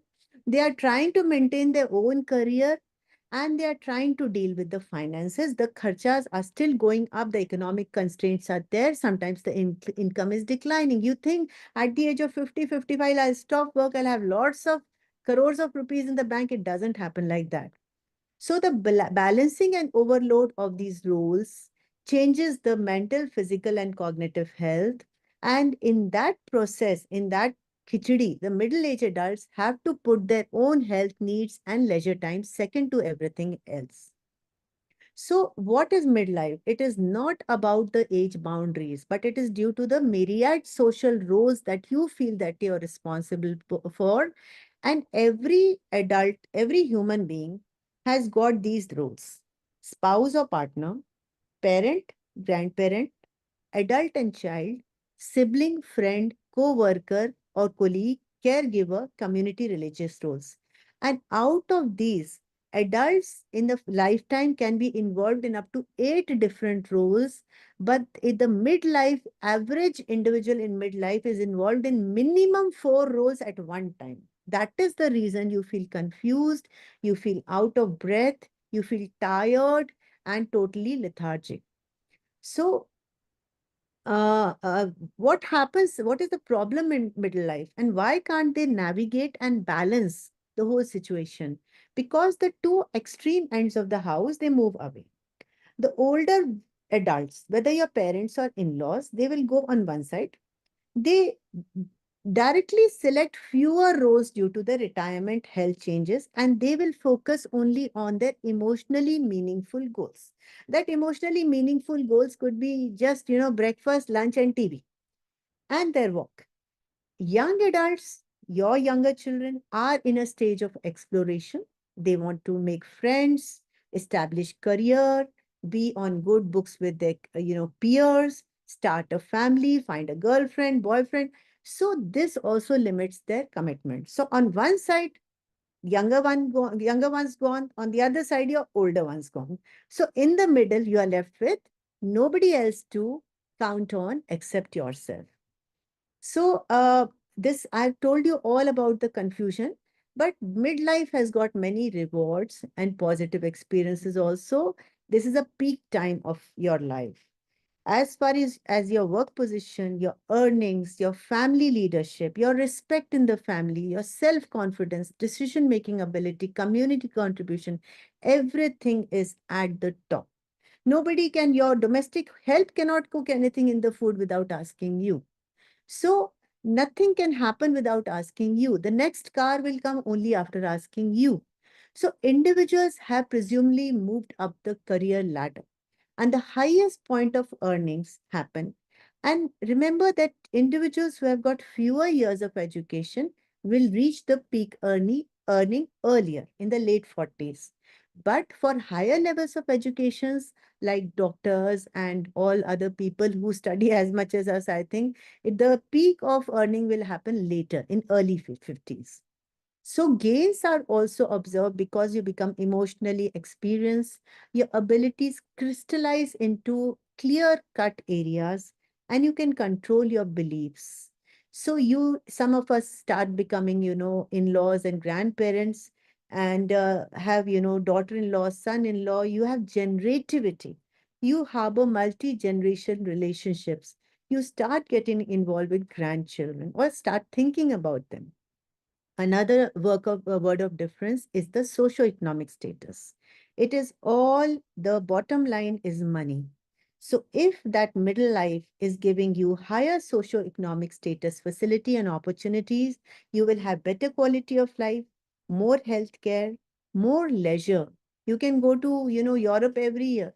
Exposure to fewer negativity and chronic strains, presence of social, financial, and psychological resources. You can consult a psychologist, you can go have a foreign holiday, you can have house help.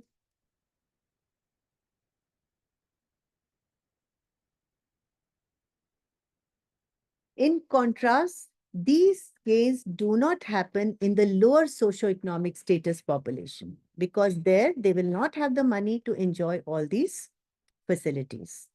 So these are the categories where the depression, anxiety, and serious psychological distress happens. The lower socioeconomic status individuals in foreign countries and sometimes India also, you have the LGBT community. These are the individuals, the socially outcast or the divorcees. They have got more of antidepressant use. They have more incidence of having a mental health professional consultation in late 40s to early 60s. And it is more pronounced in those individuals, especially women, who have got fewer years of education and who are economically less strong.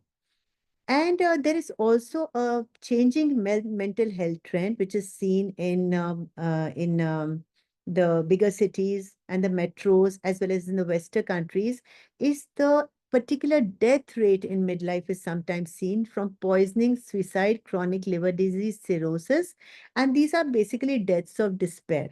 This is the gloomy picture because these individuals are the ones who have got serious difficulties in work, family, home, social activities, and of course, they go to substance abuse.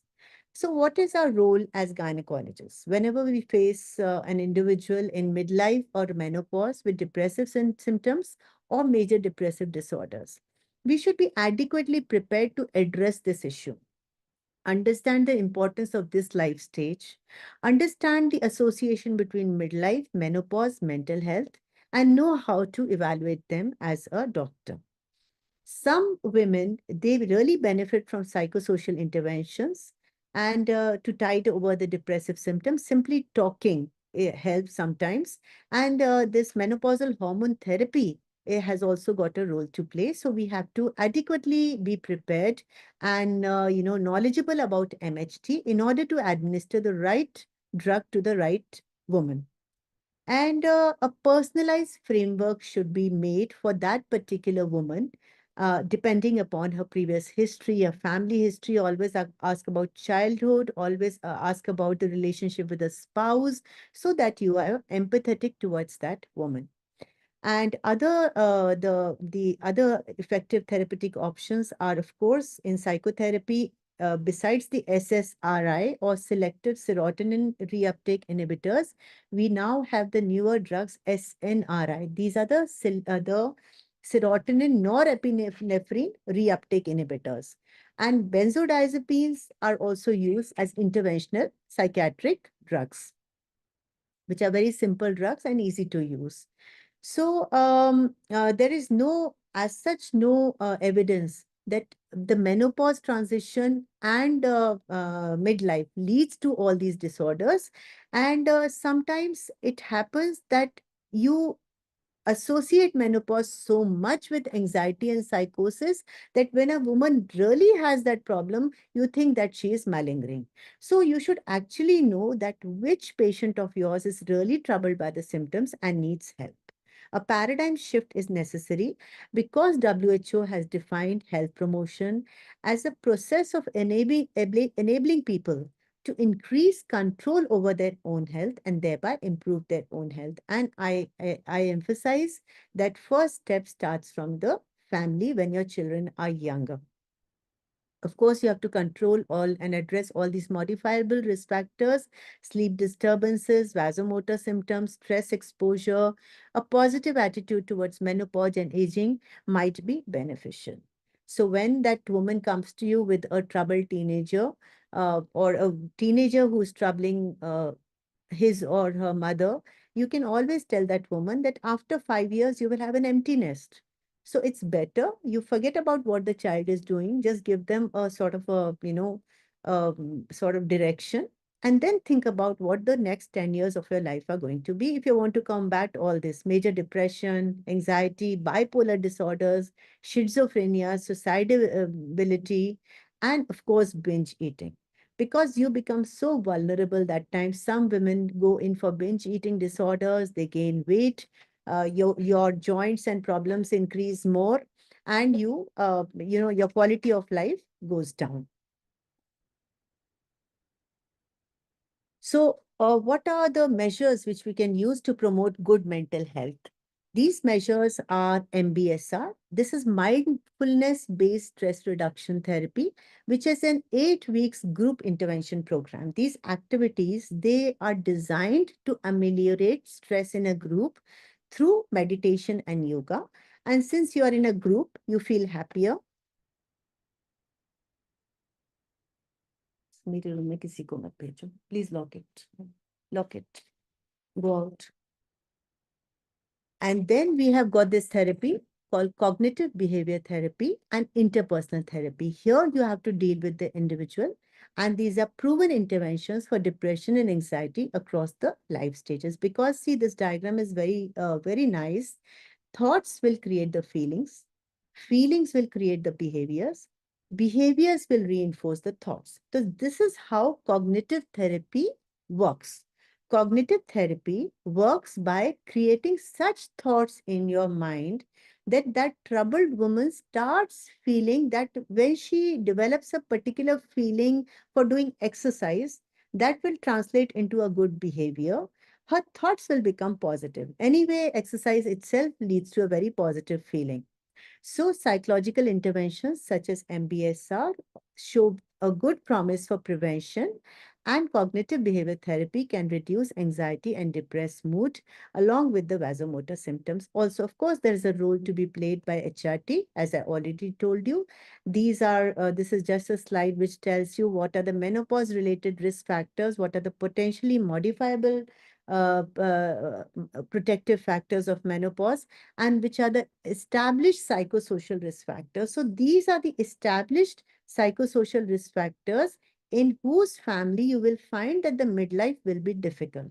A lifetime history of depression in either of the parents, adverse childhood experience, or abuse as a child.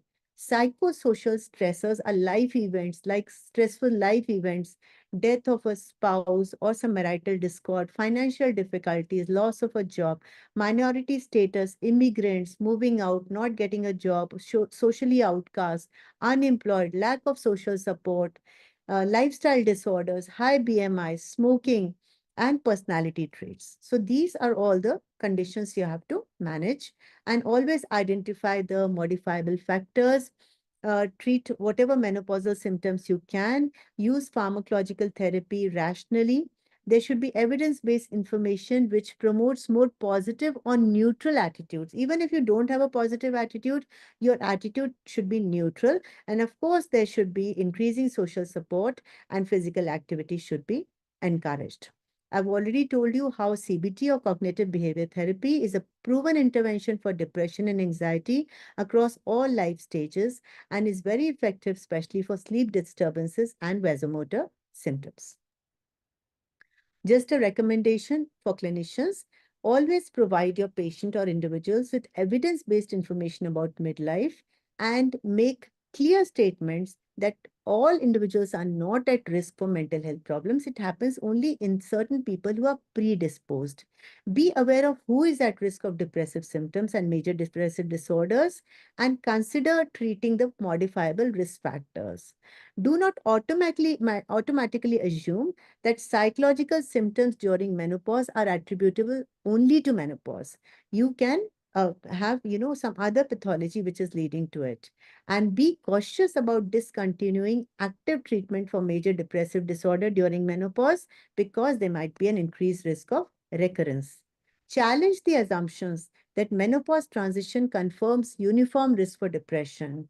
And these are the assumptions which are inaccurate and potentially harmful. Learn from those societies, especially the Western culture, where aging and in women confers a certain higher status to them, and in which views about menopause are more affirming. It gives them more responsibility. Model empowered views on the menopause and women's aging, and you have to cultivate more positive attitudes towards the midlife women at the level of the society. And ultimately, you have to work towards gender equity, female education, safety across lifespan, because any experience of that woman of early adversity in her childhood or youth will increase the risk of poor mental health that she will have at midlife. So welcome to your 40s. Now one sudden move can stop all the sudden moves for a while. In your 20s, you stop eating bread for one day, you lose 5 pounds. In your 40s, you stop eating for one day, you gain 5 pounds. So woman's midlife crisis is when she starts running a marathon and dating college boys. Men's midlife crisis is when he buys a fancy car and dates college girls. So welcome to your 40s. Your back is hurting after sleeping. In the 20s, you want to look good in every cloth. In 30s, you want to have sensible clothing. In 40s, you don't want that the cloth should touch your body anywhere. You're so sensitive.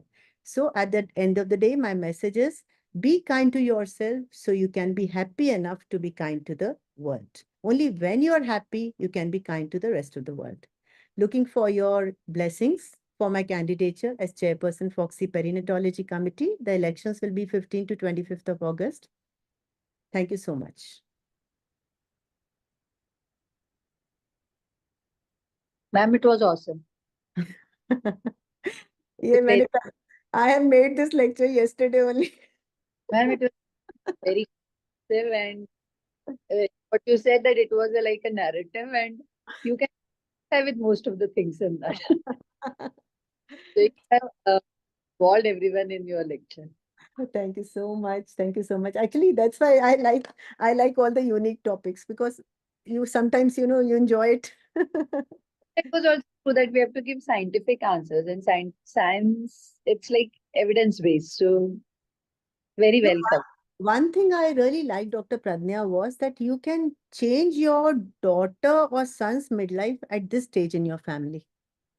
Achha, okay. Yeah, what your children will be in midlife, you can control by the environment in your home today. Because all these impressions about family life, they will carry after 20 years. After 20 years, either you will be very old or gone or whatever, but their midlife is influenced by their youth. Very true. Thank you so much for staying till the end. So I think we can now start the valedictory. Purva, Nandini, are you there? Yes, ma'am. Yes, ma'am. I'm there. Yeah. Thank you so much, everyone. Thank you, Dr. Pradnya. Thank you, Dr. Ishan, for chairing the session. Thank you, Dr. Uma Jaiswal. I can see her on the screen. Thank you to all the audience. Thank you, Dr. Vishal, for an excellent show. And thank you, Intas. And this recording of this webinar will be there on YouTube. Everybody will get an e-certificate for Symbiosis with 4 ICOG points. And a very good night from Team Symbiosis. Thank you, ma'am. Thank you. Sorry, Monica, I couldn't join the time. No, My it's okay. patient developed postpartum dilated cardiomyopathy. Oh my Sudden God. onset. Is she okay, ma'am? She is on ventilator support, and they have said कि हम उनको higher center ले जाएंगे. Only 30% EF is there only. Oh my God. Then you must have had a tough time, madam. Yeah. Since night we are with the patient. Oh my God. That is the reason I stopped obstetrics. और for 24 hours she is absolutely fine. 6 days back उसका echo was normal. नहीं ma'am, आजकल तो आजकल ops का कोई भरोसा नहीं. कोई भरोसा नहीं. That's it ना ma'am. But yes, ma'am, keep up the good work. Yeah. Wish you all the best for your practice. Thank you. And have a good night rest. And best of luck for your upcoming election. Madam आपका आशीर्वाद चाहिए बस, और कुछ नहीं चाहिए. एक तो पहले वो ऐसे ज्वाइन नहीं हो रहा था. जीवंत का एक सेशन था. हम लोग जीवंत में भी लगे हुए हैं ना. हाँ. पीसीडी वाला.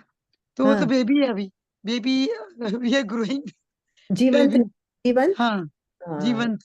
Yes, it's a very, very nice sessions, ma'am. उसका भी मैंने बहुत तारीफ सुनी है मैम उसके लिए. हाँ. चलिए. Okay, ma'am. Good night. Good night, everyone. Bye. Bye, Pradnya. Bye. Bye.